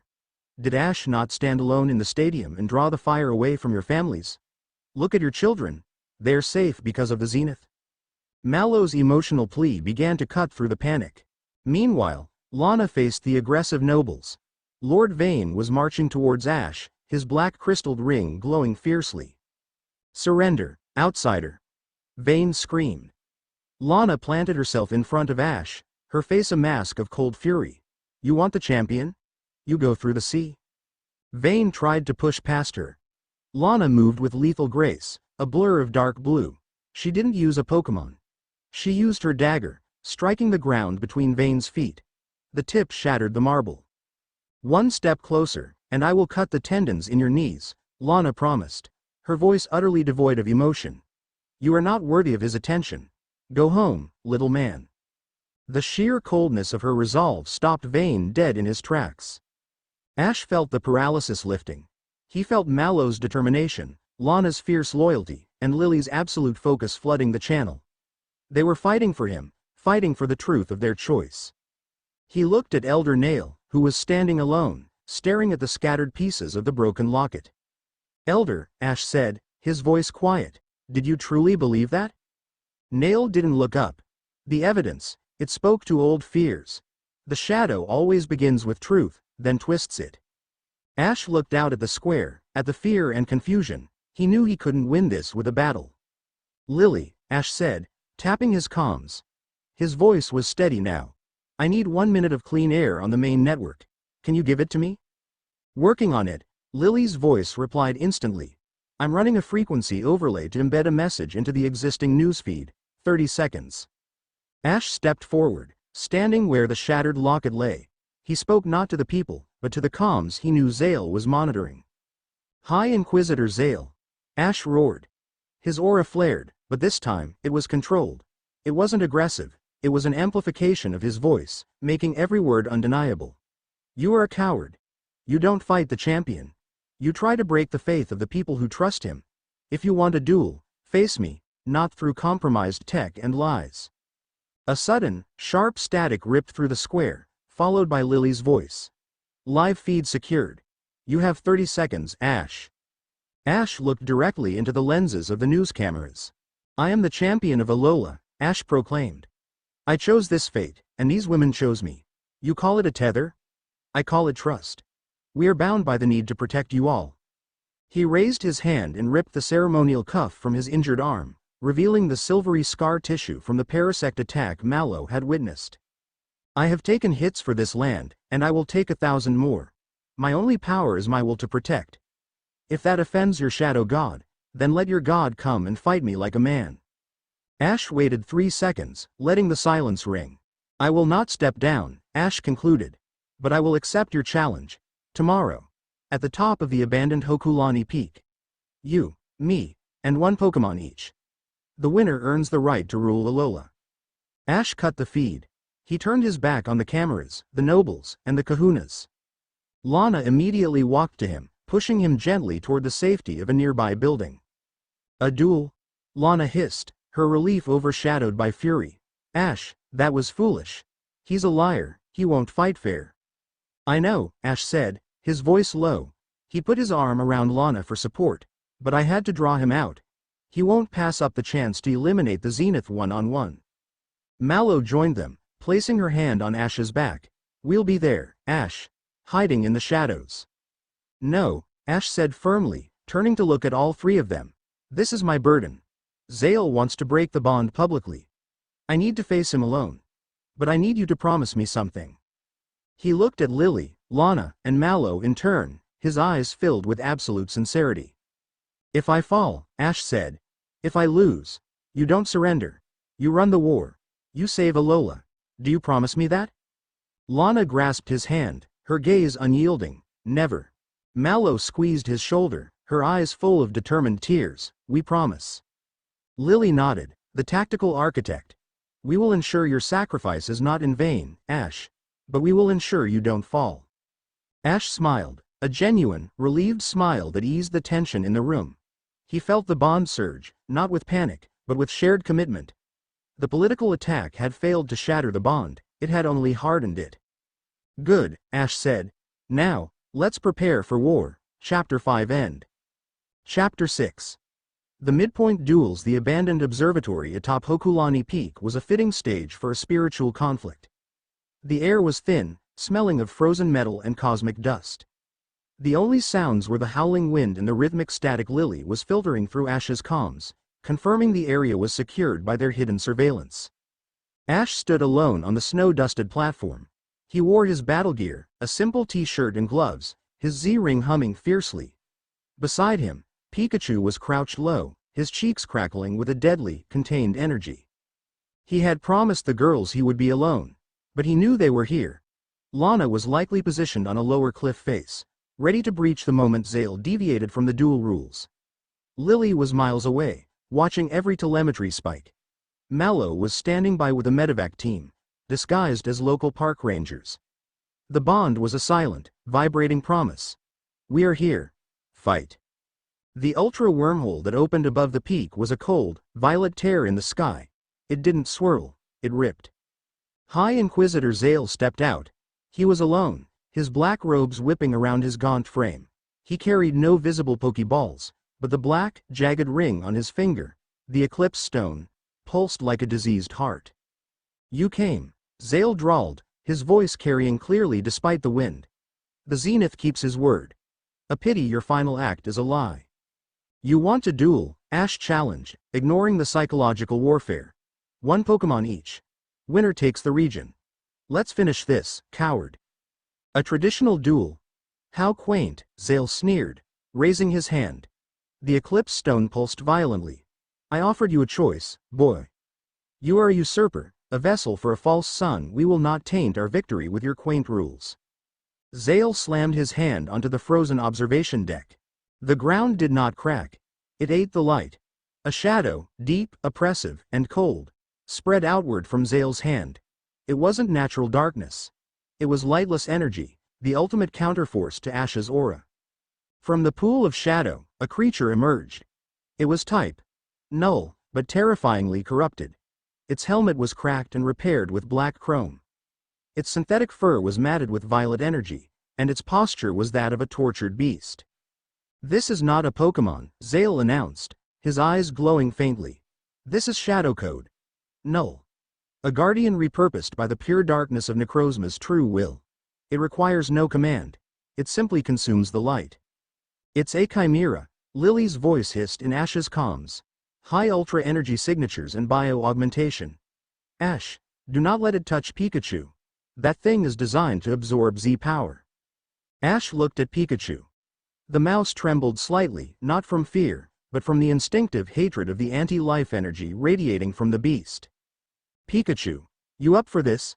Pikachu launched into the battle without waiting for the command. The fight was immediately brutal and unfair. Pikachu was faster, stronger, and more experienced than Shadow Code. Null, but every time his electricity connected, the power was sucked into the creature's armor, fueling the violet glow. "Use Iron Tail," Ash commanded, adjusting his strategy. Pikachu's tail slammed into Shadow Code. Null, the pure steel bypassing the energy absorption. The Null staggered back, screeching. "Now, extreme speed. Keep it moving." The Shadow Code. Null was massive, but Pikachu's blurring speed and martial precision kept it off balance. Ash was fighting his usual battle, a perfect fusion of instinct and controlled chaos. Zale watched the destruction of his beast with chilling detachment. "You waste your energy, Zenith," Zale said, folding his arms. "This creature is merely a distraction." As if on cue, the Shadow Code. Null suddenly stopped fighting. It raised its head and emitted a low, resonant wave, not sound, but spiritual vibration. Ash felt a crushing pressure on his chest. The bond with Lillie, Lana, and Mallow flared in alarm. "Ash. It's a psychic dampener," Lillie cried over the comms. "It's targeting your aura core. Get away from it." Ash tried to move, but the pressure was too intense. He was frozen, fighting against the suffocating presence of the shadow. Zale stepped forward, his eyes locked on Ash. He was done with the duel. "Your strength is not your own, boy," Zale hissed. "It is the borrowed light of this pathetic region. And when the Zenith's fire is extinguished, the shadows will consume the rest."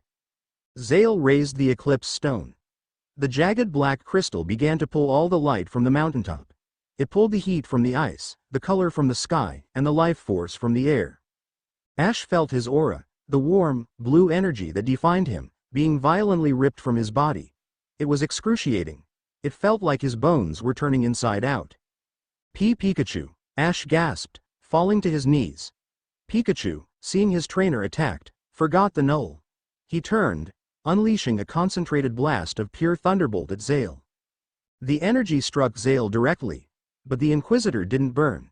He simply absorbed the power into the Eclipse Stone. "Thank you for the offering," Zale smiled, his voice triumphant. "The power of the Zenith is now tethered to the shadow." Zale unleashed the absorbed energy. It wasn't electricity. It was a focused, cold, black beam, anti-aura. It struck Ash square in the chest. Ash didn't scream. He collapsed. The moment the black energy hit, the bond, the link to Lillie, Lana, and Mallow, didn't break. It went silent. A sudden, terrifying void where the gentle, constant humming of their minds should have been. Zale laughed. A dry, rasping sound of victory. Shadow code. Null stood over Ash's still, crumpled body. The sun has set. The bond's sudden silence was like a physical punch to the gut for the three women. Lillie, miles away in the Sanctum Command Center, screamed. Her head snapped up from the console. The tactical monitor tracking Ash's vitals flatlined. Lana, hidden on the lower ridge, didn't scream. She roared. It was a sound of pure, unadulterated primal fury. She materialized Primarina instantly. Primarina, surf. Full power. Now. Lana rode the massive wave of saltwater up the sheer, icy cliff face. Mallow, with her disguised EMT team, threw off her parka, revealing her battle gear. Team, retreat. I'm advancing. Sarina, follow me. Lana arrived first. She burst onto the platform, the saltwater wave crashing over the ice and instantly turning the area into a treacherous slick. Zale. Lana's voice was hoarse, thick with tears she refused to shed. You will pay for this. Zale turned, slightly surprised by the speed of her arrival. He looked down at the comatose Ash, then at the girl radiating murderous intent. The little fisherman's daughter, Zale mocked. You came to retrieve your master's prize? Too late. He is empty. Lana ignored him. She hurled a dive ball. Araquanid, sticky web. Pin that null. Araquanid materialized and immediately spun a thick, fibrous web of water across the shadow code. Null, trapping it to the floor. Lana drew her dagger. She didn't call a Pokemon attack. She charged Zale directly. Primarina, cover fire. Use disarming voice. Primarina let out a high, focused sonic blast. Zale raised the Eclipse Stone, neutralizing the sound wave.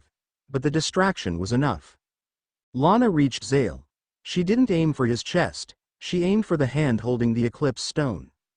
Zale dodged the dagger strike, but Lana's speed was terrifying.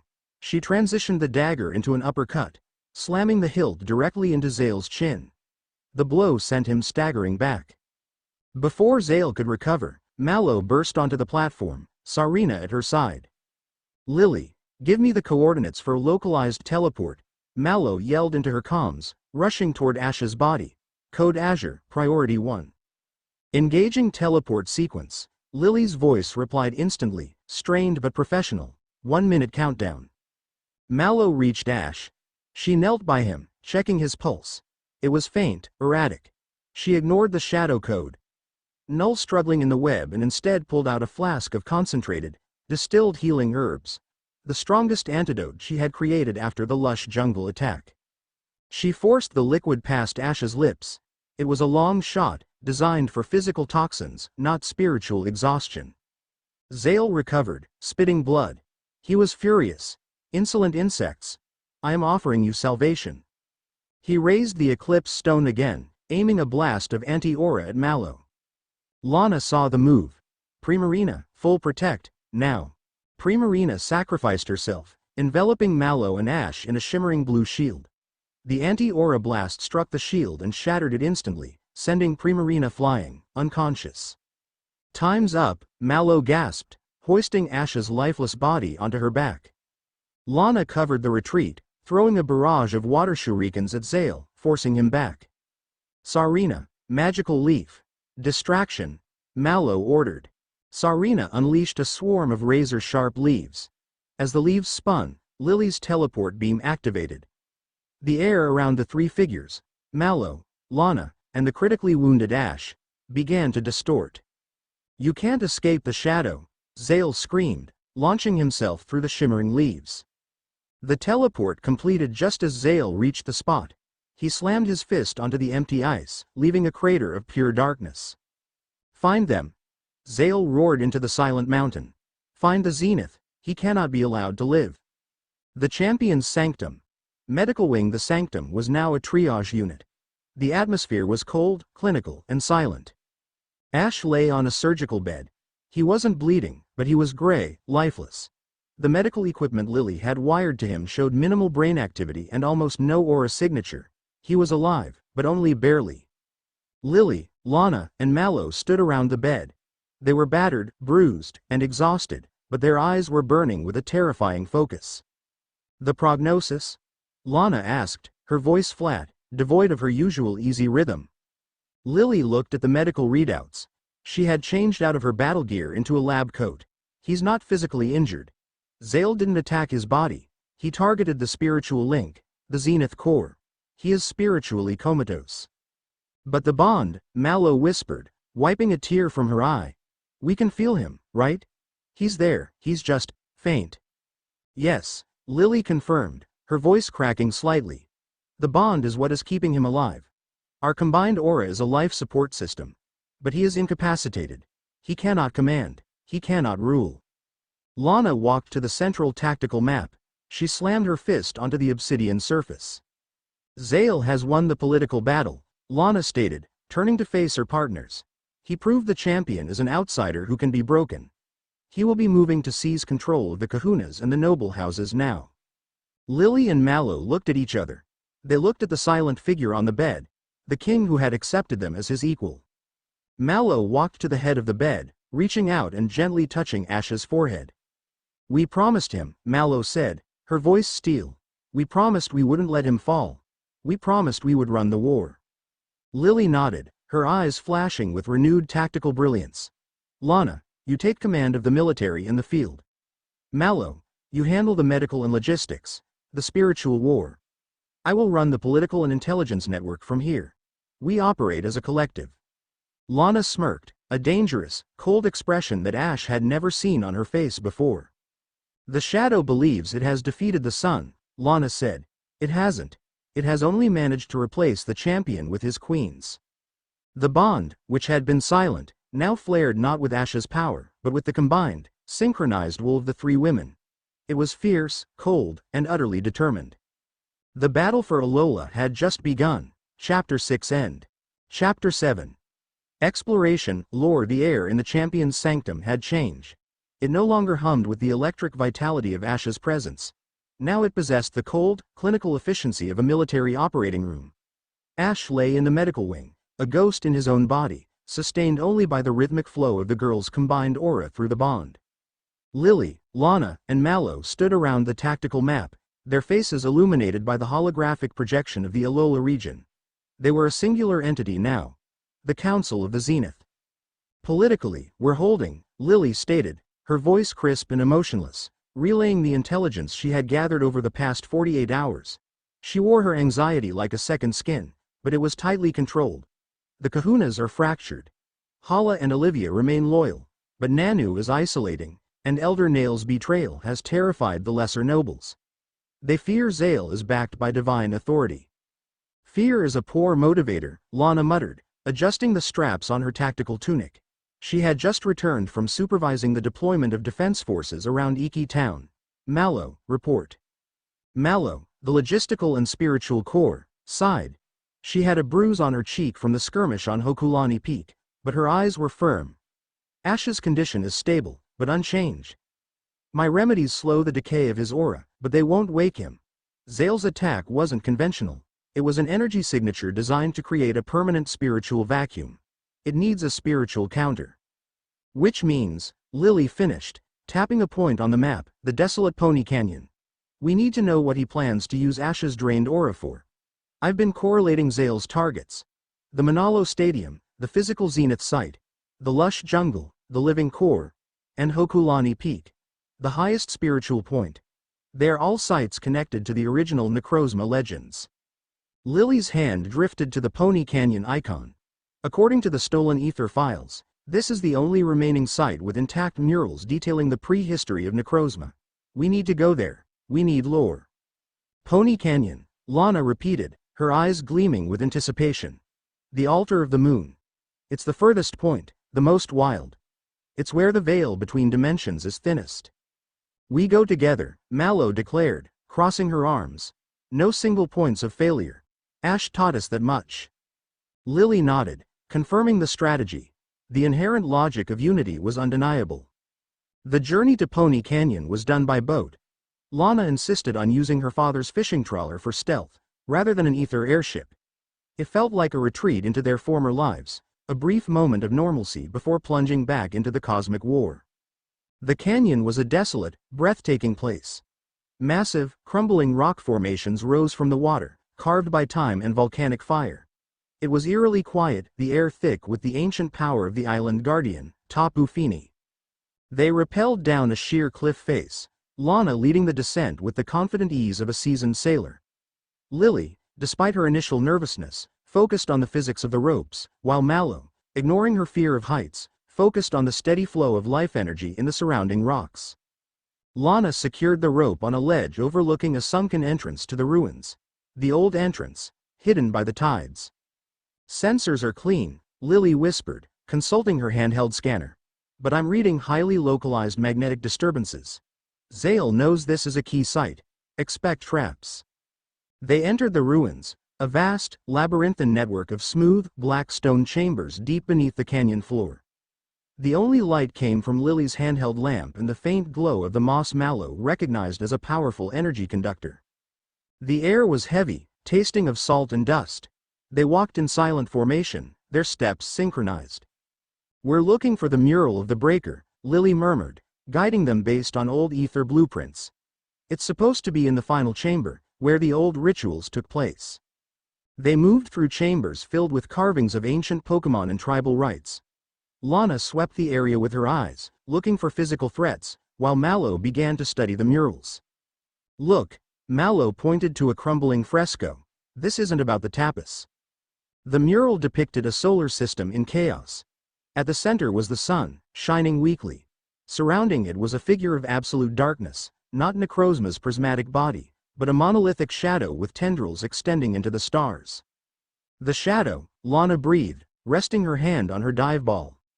Lillie illuminated the text beneath the mural, translating the ancient Alolan script rapidly. "It confirms it. Zale isn't after the traditional Necrozma. He is attempting to summon Necrozma the Breaker. The form the Ultra Beast took when it first arrived in Alola, before it was calmed by the original Zenith." "Calmed? Not defeated?" Mallow questioned. "It could not be defeated," Lillie continued, her voice gaining urgency. "The lore states that the Breaker consumes not only light, but the very concept of aura, life force and spiritual power. The Zenith did not defeat it, he used a massive spiritual energy projection to sat it, sending it back into the Ultra Ruin. It was a temporary fix." They reached the final chamber. It was vast, dominated by a large, circular stone altar etched with the celestial patterns of the sun and moon. On the walls, the final mural was intact and shockingly clear. It showed the original Zenith, a figure wreathed in blue light, standing on the altar, his aura pouring into a glowing crystal. This crystal then acted as a massive siphon, pulling the energy from the Zenith and channeling it into the shadow. "That's it," Ash's voice suddenly crackled in Lily's comms, not his physical voice, but a weak, desperate mental projection through the bond. "The drain. The catalyst." "Ash!" Mallow cried out, pressing her hand to her temple. "Zale didn't want to kill you, Ash," Lillie whispered, staring at the mural. "He wanted you alive, in stasis. The Breaker requires a massive amount of pure, Zenith aura to remain in this dimension. Zale is using your incapacitated body as a living power source." "The Eclipse Stone isn't just a weapon," Lana realized, looking at the mural. "It's a spiritual siphon. It's collecting Ash's power to feed the god." The realization was a punch in the face. Their king was being used as bait and fuel for a cosmic apocalypse. "We need to get out," Lillie said, her hands trembling. "We have the data. We know the plan. We need to find the location of Zale's siphon before he completes the tethering ritual." "Too late, little queens." The voice was Zale's, distorted and amplified, echoing from the tunnels behind them. "I anticipated your intellectual curiosity," Zale mocked. "You found your lore, but you forgot your strategy. You walked right into a coffin." From the entrance tunnel, a massive creature materialized. It was a Guzzlord, but it wasn't the usual confused eating machine. It was covered in rune-etched obsidian armor, and its single eye glowed with an unsettling, organized intelligence. "The Obsidian Warden," Lana identified, her voice tight. "A legend. Supposedly a Guzzlord bound to the island's psychic wards." "It is bound by a higher power now," Zale's voice hissed. "A power that feeds on the pathetic hope of outsiders. Defeat them, Warden. And bring me the girls. They will make fine secondary batteries." The Obsidian Warden roared, a sound that shook the chamber, and lumbered toward them. This is not a fair fight, Lana said, pulling out her strongest Pokeballs, Primarina and Araquanid. It's a legendary, armored Ultra Beast. No, Lillie countered, stepping forward, her eyes fixed on the Warden's armor. It's a tactical challenge. Mallow, I need you to create a high-density, localized grassy terrain on the altar, now. But why? Mallow started to ask. Just trust the bond, Lillie snapped, simultaneously releasing her Alola Ninetales. Lana, you have the force. Primarina, Hydro Vortex. Target the Warden's mouth, it's the only unarmored surface. Lana, trusting the shared strategic mind, didn't hesitate. Primarina, let's go. The Guzzlord's mouth opened, ready to consume them. Primarina launched a massive, pressurized water attack. The Warden recoiled, staggered by the force, but its armored body remained untouched. The armor is impervious. Lana shouted. It wasn't meant to break the armor, Lillie yelled. It was meant to push it onto the altar. Snowy. Use freeze dry on the altar. Now. Ninetales unleashed a quick, hyper-cold blast. It didn't affect the Guzzlord, but it flash froze the surface of the altar where Mallow was frantically summoning her grassy terrain. As the Warden stumbled backward, it crashed onto the frozen, grass-covered altar. The reaction was immediate. The ultra energy that fueled the Warden clashed violently with the healing, concentrated life force of the grassy terrain, amplified by the freezing ice. The Warden's obsidian armor began to spark and crackle. Mallow, seeing the effect, rushed forward, hands outstretched. Lana, keep its head pinned. Araquanid, sticky web. Bind the arms.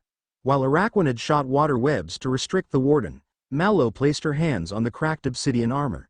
She didn't attack. She channeled her purest healing aura, forcing the life force of the jungle back into the corrupted Ultra Beast. Release the binding, Mallow commanded, her voice ringing with the authority of the land.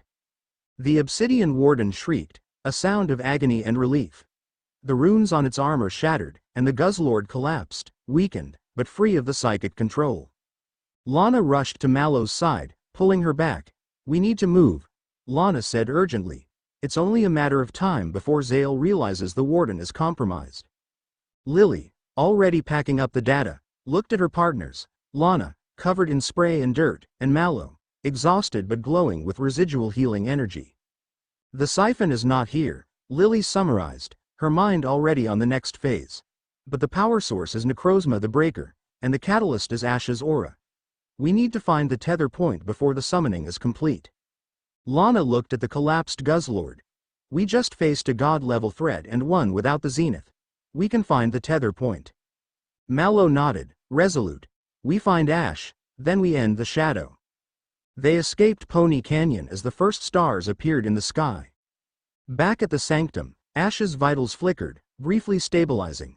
The infusion of new data, the rush of adrenaline, and the shared purpose of the three women flowed through the bond, giving him a microscopic moment of strength. He was still comatose, but he was listening. Lillie uploaded the Pony Canyon data onto the main map. A new point. A hidden, ancient island far west of Ulaula, flashed red. That's the convergence point, Lillie whispered, her eyes wide with dread. The true altar of the eclipse. Zale is there. And he's ready to complete the summoning ritual. Lana looked at Mallow. We prepare for war. Chapter 7 end. Chapter 8. The betrayal of the champion's sanctum felt less like a home and more like a besieged fortress. Ash lay silent in the sterile medical wing, his aura threadbare. In the central command center, Lillie, Lana, and Mallow were finalizing the assault plan. Lillie's holographic map now showed the Isle of Shadow, the convergence point in the far west, flashing a vivid red. The intelligence Lillie had gathered confirmed Zale's timeline. The spiritual siphon powering the summoning ritual would reach peak saturation in less than 24 hours. Gladian's team is securing the perimeter of the Isle, Lana stated, tapping a section of the map where a fleet icon moved into position. Kiave and his family are preparing aerial fire support. Guzma is holding the line on Ulaula, keeping Zale's distractions busy. We move in 3 hours. Lillie frowned, checking the diagnostic readouts that monitored the sanctum's vast energy systems. The timing is too tight. We need every system running at optimal capacity. The sanctum is supposed to be cloaked. If Zale detects the fleet launch, he'll preempt the ritual. Mallow was preparing the final medical kit, a collection of powerful restoratives designed to counteract ultra energy. We have enough to keep Ash stable for another 24 hours, she said, her voice heavy with fatigue. But without his active aura, the healing process is stalled. Lana stepped away from the map, walking over to the medical wing to look at Ash. He looked impossibly young, peaceful, and utterly helpless. We have to win, Lana whispered. We have to bring him back, or we lose everything. Lillie nodded, her eyes distant. The only thing that can break Zale's tether is a full-spectrum zenith pulse. Ash is complete, conscious aura output. Our mission is simple. Breach the Isle, shatter the siphon, and wake Ash up before the breaker is summoned. Lillie turned back to the console, ready to initiate the final launch sequence. The lights flickered. It wasn't a brownout, it was a rhythmic, unnerving pulse, cycling from bright white to absolute black. The air in the sanctum grew cold, heavy, and the scent of ozone and rot filled the room. What was that? Mallow gasped, clutching her chest. Lillie's gaze snapped to the diagnostics. Her face went bone white. Internal breach, Lillie breathed, her voice trembling. Not a hack. Not an invasion. The primary power core is being compromised. Something is leaching energy from the geothermal generator, not just power, but spiritual energy. The Eclipse Stone, Lana realized instantly, her hand flying to her knife. Vane planted that thing. It wasn't just to challenge Ash politically, it was a spiritual bomb planted in the foundation. It's worse than that, Lillie said, her fingers flying across the damaged console. It wasn't Vane. It was planted during the stadium celebration. The stone is absorbing the residual aura from the entire island's protective grid. It's an internal siphon, and it's aimed at the biggest source of untapped aura in the building, Ash. Ash's heart monitor began to beep erratically, his already faint life force wavering dangerously. The bond in the girls' minds flared into a painful static, a chaotic, deafening roar. Mallow, stabilize Ash. Lana, find the source. It has to be close to the core, Lillie barked, grabbing a shock stick from the wall panel. Lana sprinted down the corridor, following the seismic readings on her wrist device. She didn't have to look far. She rounded a corner near the maintenance tunnels and slammed to a halt. A man was kneeling by a fuse box, Commander Rhett, the leader of Lily's personal security detail, a man who had been with the Ether Foundation for years. He was inserting a smaller, splintered piece of the Black Eclipse stone into the main power conduit. Rhett, Lana roared. The commander looked up. His eyes were devoid of emotion. He was simply following orders. It's too late, consort, Rhett said, standing up. The shadow will purify this place. He didn't release a Pokémon. He pressed a button on a small remote control. From the maintenance hatches on the ceiling, a swarm of small, metallic drones descended. They weren't Ultra Beasts, but repurposed Ether security bots, now equipped with razor claws and specialized anti-aura dampeners. Lana, containment. Lily's voice screamed over the comms, panicked. He's using the emergency Ether defense system. We need to stop him from reaching the medical wing. Lana knew the plan was compromised. This wasn't just about stopping the siphon, it was about holding their ground. Primarina, I need a wall, hydro pump, continuous stream. Primarina materialized and unleashed a constant barrier of pressurized water, blocking the charging drones. Commander Rhett, moving with cold, professional efficiency, ignored the fight. He drew a shock pistol and began advancing toward the medical wing where Ash lay. Lana knew she couldn't stop both the drones and the traitor. Lillie. Mallow. He's advancing on the medical wing. I need support. Mallow, tending frantically to Ash, felt the spiritual bomb's effects. The bond was screaming, draining the healing energy she was feeding Ash. His heart rate was dropping rapidly. The sanctum doors to the medical wing blasted open. Commander Rhett stood in the doorway, his shock pistol leveled. The Zenith must be silenced, Rhett said, his voice flat. Mallow stood between the traitor and Ash's bed. She was defenseless, her Pokémon focused on maintaining the healing aura. You won't touch him, Mallow whispered, planting her feet. Rhett fired. A blast of blue electrical energy slammed into Mallow's chest. She flew backward, hitting the wall with a jarring thud, the breath knocked out of her. Before Rhett could advance, Lillie burst into the room. She wasn't carrying a weapon, She was carrying a laptop. "You can't do this, Rhett," Lillie yelled, already plugging into the bedside terminal. "I trusted you. I signed your commendations." "A regrettable necessity," Rhett said, raising his pistol again. "Snowy, Aurora Vale. Protect Mallow," Lillie commanded. Ninetales shimmered into existence, creating a defensive light shield around the recovering Mallow. Lillie ignored the battle. She had found the planted device's frequency. She began to write code, not for firewalls, but a targeted sonic frequency designed to shatter the unique crystalline structure of the Eclipse Stone. Rhett ignored Ninetales.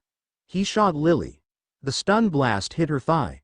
She cried out, collapsing to her knees, but she didn't drop the laptop. She kept typing, her face contorted in pain and absolute focus.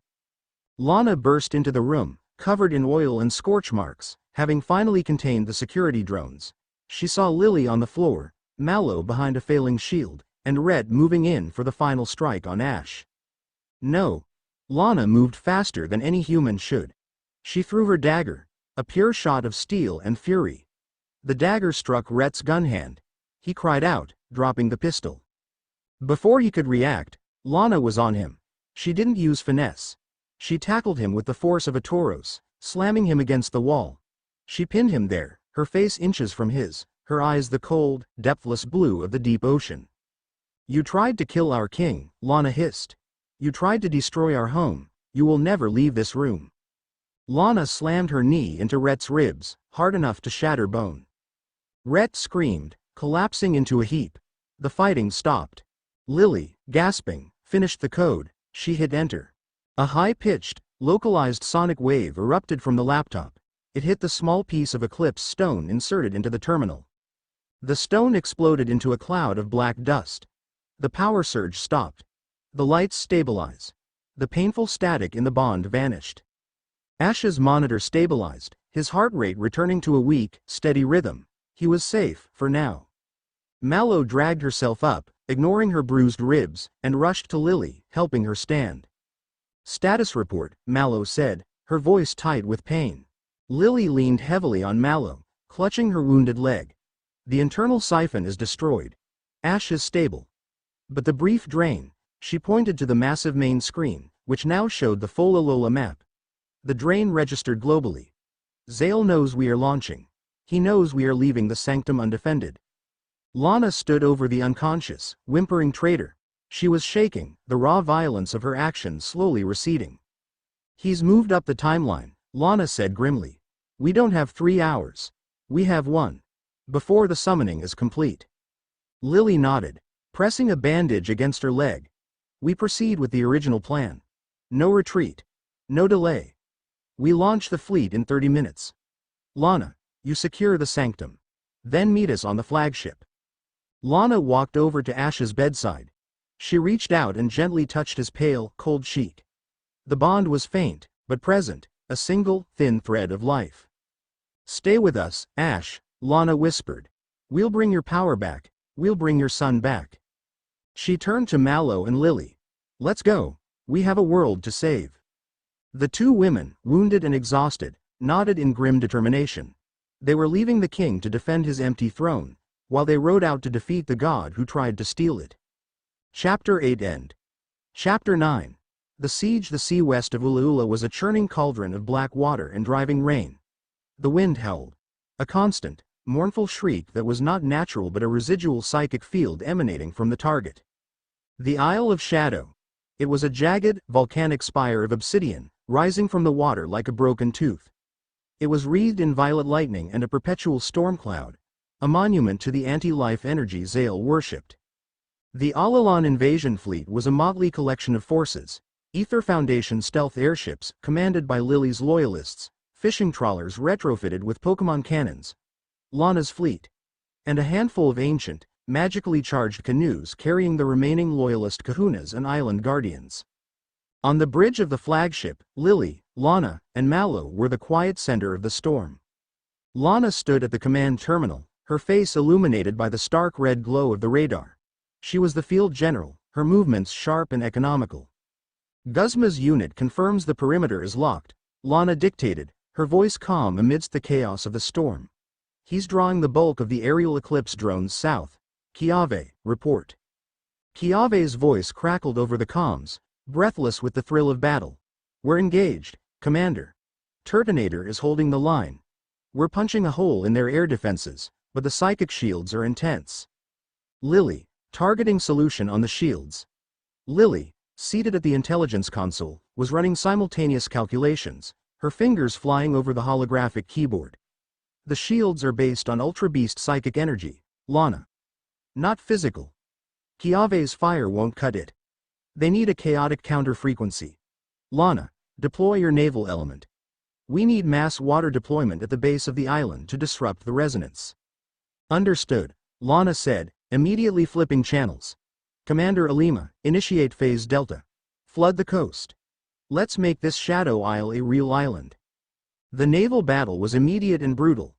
Lana's fleet, composed of hardened fishermen and their powerful water-type Pokémon, unleashed a barrage of hydro pumps and waterfalls against the Black Cliffs.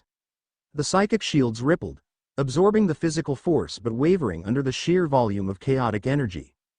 In the skies, Kiave's air fleet was engaged in a desperate dogfight against Zale's Eclipse drones, cybernetically enhanced Scyther and Electabuzz variants. Lillie, the shield is failing. Kiave shouted. Not yet. Lillie snapped. She ignored the incoming telemetry and focused on the energy signatures. The shield generators are running on a synchronized frequency. Lana, focus all naval fire on the generator at grid point Delta 5. If we hit the oscillator, the whole system collapses. Lana didn't question the micromanagement. She trusted the mind of the architect. All ships. Delta 5. Now, a massive, concentrated surge of water struck the specified cliff face.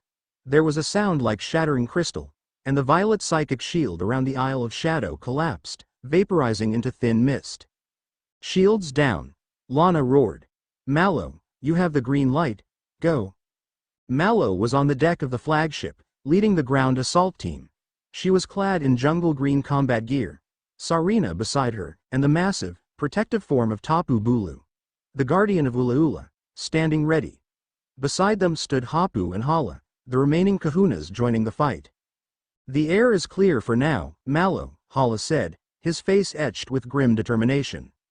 We move fast, Mallow commanded, her voice steady and resolute. She was no longer the hesitant cook. She was the guardian of the earth, channeling the fierce, unyielding power of the land. The altar is at the core. We need to disrupt the siphon. Hapu, you and Tapu Fini stabilize the coastal ley line. Hala, you and Bulu will smash the interior. They used the exposed coast as their landing zone. The moment Mallow's boots hit the black sand, she felt it, the same sucking, necrotic drain she had felt at Hokulani Peak. The island was alive, but its life was corruption. As they pushed inward, they encountered Zale's ground defense, corrupted grass and rock types, ancient golems fused with ultra energy, and berserk trevenant radiating shadow. Mallow's team engaged immediately. Sarina, magical leaf. Target the joints, keep them off Tapu Bulu. Tapu Bulu roared, smashing the corrupted trevenant with its massive, life force-infused horns. But the corrupted golems advanced relentlessly, impervious to physical attack. They're too hard, Hapu shouted, recalling her Mudsdale. They're absorbing the earth power. Not all of it, Mallow yelled. She ran into the melee, ignoring the flying debris. She threw her satchel to Sarina. Sarina, I need a concentrated synthesis aromatherapy bomb. Blend the salac and the lychee berries, now. While Sarina worked, Mallow faced a corrupted golem that was advancing on Hala. The golem raised its massive, stony fist. Mallow stood her ground. She was terrified, but the bond with Ash reminded her of her role, the cure. Tapu Bulu, focus punch. Aim for the corrupted seal on its chest, Mallow commanded. Bulu struck the golem. The physical impact merely cracked the stone, but the infused life energy of the guardian was a beacon. Mallow leapt onto the golem's shoulder, ignoring the shards of rock. She slapped the concentrated synthesis paste, dripping with potent life force, directly onto the crack Bulu had created. The golem screamed, a high, mechanical sound, as the pure life energy forced out the corrupting ultra energy. It collapsed, reverting to a normal, stunned golem. The corruption is a surface parasite. Mallow yelled over the comms, broadcasting to the entire ground team. Target the seals and purge with life energy. Do not destroy them. On the bridge, Lana watched the telemetry. Mallow's breakthrough was a massive success, but it bought them limited time. Lillie, the core readings? The siphon is running at 90% saturation, Lillie reported, her breathing shallow. Ash's aura is almost fully drained. Zale is about to begin the final invocation. I need to breach the altar chamber, Lana said. Lillie, I'm taking the inner tunnel. Give me a clear path, and tell me every trap Zale has prepared. Lillie nodded, not taking her eyes off the tactical display. The final approach is guarded by 3 shield layers, and a psychic maze designed to break your will. You need to use the bond to filter out the noise. I will be your map. Lana grabbed her utility belt. Primarina, Araquanid, we're going in. Lana moved through the deep tunnels beneath the Isle of Shadow, an ancient, oppressive silence pressing down on her. The psychic pressure was immense, a constant whispering of doubt and fear. You failed him. You are weak. You are only a tool. Ignore it, Lana whispered, feeling Lillie's cool, rational voice cutting through the noise in the bond.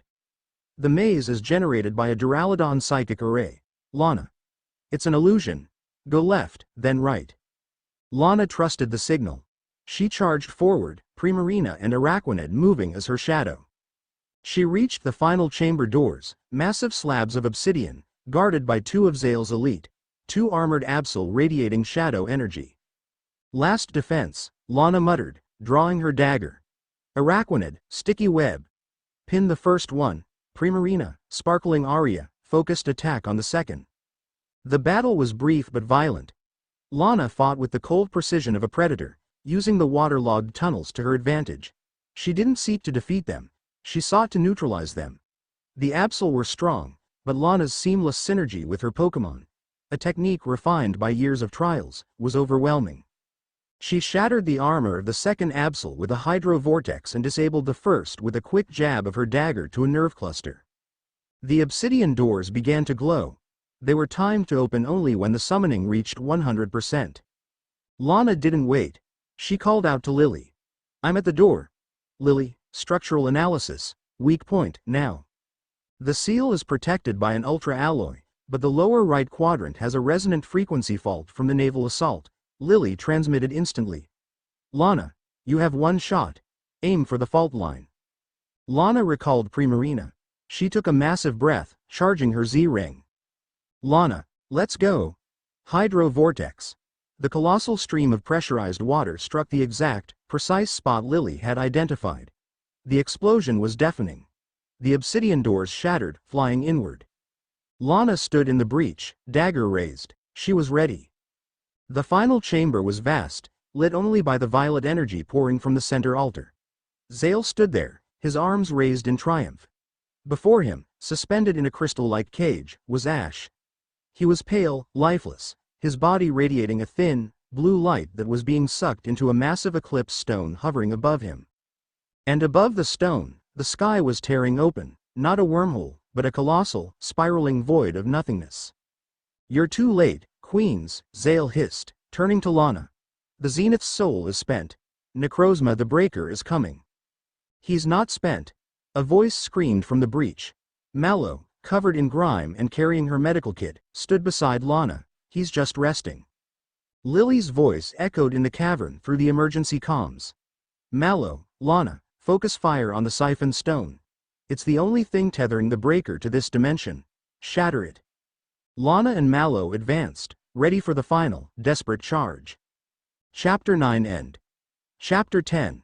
The sun's zenith. The central altar chamber on the Isle of Shadow was a nexus of cosmic dread. The air was a tangible wall of icy pressure. High Inquisitor Zale stood before the summoning altar, his arms raised in maniacal triumph. Before him, the massive eclipse stone pulsed, greedily siphoning the last vestiges of blue light from the crystalline cage that held the comatose Ash. Above the stone, the sky was not merely open, it was gone. A vortex of absolute, light-devouring blackness spiraled down, and within the void, a shape began to coalesce, vast, jagged, and terrifyingly silent. Necrozma the Breaker. Lillie's voice was a sharp, focused whisper over the comms, cutting through the psychic chaos. Its tether is nearly complete. Shut it down, Lillie! Lana yelled, charging forward. She used the splintered obsidian floor to slide under a shadow blast Zale launched from the Eclipse Stone. Lana and Mallow engaged Zale directly. Mallow released Sarina and Lurantis, the newly healed totem. They weren't powerful enough to defeat Zale, but they provided area denial. Mallow's focus was protective. She flooded the floor with a concentrated grassy terrain around the siphon altar, attempting to overload the Eclipse Stone with pure, chaotic life force. "Your gardens are pathetic, child," Zale shrieked, batting away the life force energy. He was weaving shadow energy into whips, striking at Lana as she closed the distance. Lana, covered by the Pokémon, fought Zale hand to hand. She didn't use a dagger this time. She used the strength of her will. She dodged a shadow whip and landed a powerful kick to Zale's chest, trying to dislodge the Eclipse Stone from his grip. Zale laughed, a sound of dry, brittle triumph. "You attack the servant while the master arrives. Look up, queens. Your world is ending." Lillie burst into the chamber, ignoring the chaos. She didn't attack Zale. She ran straight to the main power conduit feeding the siphon altar. "The Eclipse Stone is tied to the island's geomagnetic core," Lillie shouted over the comms. "It's a resonant frequency. I can't shatter it, but I can introduce a chaotic signal that will destabilize the siphoning." Lana pinned Zale's arm, twisting it. "Do it, now, Lillie." Lillie slammed her laptop onto the conduit. Her fingers flew across the keyboard, typing the complex sequence of chaotic algorithms she had prepared, code designed to disrupt Ultra Beast technology. The Eclipse Stone began to shriek, cycling through colors, black, violet, then a terrifying, unstable white. The summoning accelerated wildly, forcing the massive, jagged form of Necrozma the Breaker through the portal. The cosmic monster was here. Its massive, crystal-tipped limbs slammed onto the altar, shattering the surrounding rock. The psychic pressure increased tenfold, rendering the girls nearly immobile. Zale, his face slick with sweat, broke free from Lana and staggered back to the altar. "It is finished. Necrozma, consume this light." The breaker turned its vast, dark gaze on the tiny, fragile light still clinging to Ash's body. The void entity moved to absorb the aura, the Zenith's soul. "No!" Mallow screamed, collapsing to her knees, overcome by the sheer, crushing evil of the entity. Lana, bleeding from a psychic wound on her forehead, dragged herself to the crystal cage. She didn't use a Pokémon. She used her raw, human strength, slamming her shoulder against the thick crystal wall that held Ash. "Ash! Wake up!" Lana screamed, her voice hoarse with despair and love. "We need you, I need you." Lillie, seeing the breaker move, abandoned the console. The code had failed to stop the summoning. It had only destabilized the siphon. She rushed to the cage, placing her hand on the crystal. "Ash, please!" Lillie cried, her voice cracking with the grief of failure. "I failed. I cannot save us with logic. If you are in there, fight. Fight the logic of the shadow." Mallow crawled forward, tears streaming down her face. She reached Ash's cage and slammed her palm against the crystal. "We chose you. Don't leave us, come back to us, Ash." The combined power of their desperation, their fear, their love, and their utter commitment, surged through the bond, not as a trickle, but as a violent, overflowing wave. It wasn't the calm, strategic aura they usually shared. It was the raw, primal energy of three hearts breaking. Inside the crystalline cage, Ash's eyes snapped open. Ash didn't sit up. He simply was. The moment his consciousness returned, the siphon shattered. The Eclipse Stone exploded into a million pieces. Zale screamed, clutching his face, his corrupted power gone. Ash stood up. He was wreathed in blue light, the purest, most intense aura Lillie had ever seen. It was the Zenith, fully realized, fully connected. The bond was a blinding supernova in their minds, merging their thoughts and spirits into a single, unified being. "I am here," Ash's thought resonated, clear and powerful, in the minds of the three women. "We are here." He didn't need to be told the situation. He saw the cosmic horror of Necrozma the Breaker and the defeated form of Zale. He saw the wounds on his queens. "You should not have touched them," Ash said, his voice echoing with the authority of the sun. Necrozma the Breaker turned its vast void gaze toward the four figures. It saw the return of the light it had come to consume. "We end this now," Ash commanded. He didn't use a Pokeball for his final attack. He simply raised his hand, his Z-ring glowing with a light that challenged the sun. Lillie, Ash said, his thought clear and instantaneous. Target the breaker's central mass. I need a destabilizing field of ice, cold enough to separate the vacuum energy from its crystalline core. Lillie, moving on pure instinct, released Snowy, Diamond Storm. Target the center mass. Lana, I need a conduit, water and steel, focus the energy. Lana, scrambling up, threw her strongest Pokeball. Wishy-washy, school form, Hydro Vortex, guide the ice. Mallow, protect the dimensional seams. I need a life force barrier. Mallow, forcing herself up, threw out Sarina and Lurantis. Sarina, magical leaf barrier. Lurantis, synthesis. Flood the altar with life energy. The combined attack was breathtaking. Snowy's razor-sharp ice crystals were wrapped in Wishy-washy's massive, pressurized school form, turning the water into an icy, dense arrow. Mallow's Pokémon flooded the chamber with life force, sealing the dimension tear that Zale had opened. Ash raised his hand. His aura flared, combining the power of the sun, the sea, the earth, and the mind. The ultimate Z move began to charge, but it wasn't Pikachu's move. It was the Zenith's move, an ultimate display of unified consciousness. I am the sun, Ash roared, and we are the Zenith. He unleashed the combined power, a catastrophic wave of pure, white-blue energy that hit Necrozma the breaker square in the void. It wasn't a physical attack. It was the ultimate rejection of the shadow. The cosmic entity shrieked, a sound that was pure silence, and began to dissolve. The energy of the four partners overwhelmed the vacuum, shattering the breaker into a million pieces of non-existence. The massive void in the sky healed, stitching itself closed. Silence fell. The Isle of Shadow felt cold, but clean. Ash walked over to Zale. The Inquisitor was lying on the ground, his body devoid of shadow energy, purged by the psychic backlash. He was just a pathetic, shivering man. The purity you seek, Ash said, looking down at him. It is found in life, Zale. Not in the void. Ash knelt and used a small burst of his own healing aura to mend Zale's injuries. You will answer to the kahunas. Ash then walked to his queens. Lillie, Lana, and Mallow were standing together, exhausted, awestruck, and utterly safe. I'm sorry I missed the end of the fight, Ash said, his voice husky. Lana punched his chest, hard. Don't you ever scare us like that again, Zenith. Lillie limped over, her eyes shimmering with tears. She didn't speak. She just wrapped her arms around his neck, hugging him with a ferocity that belied her size. You kept your promise. Mallow kissed him quickly, fiercely, on the lips. We kept ours. We won. Ash held all three of them close, feeling their exhausted relief wash over him through the bond. He was champion.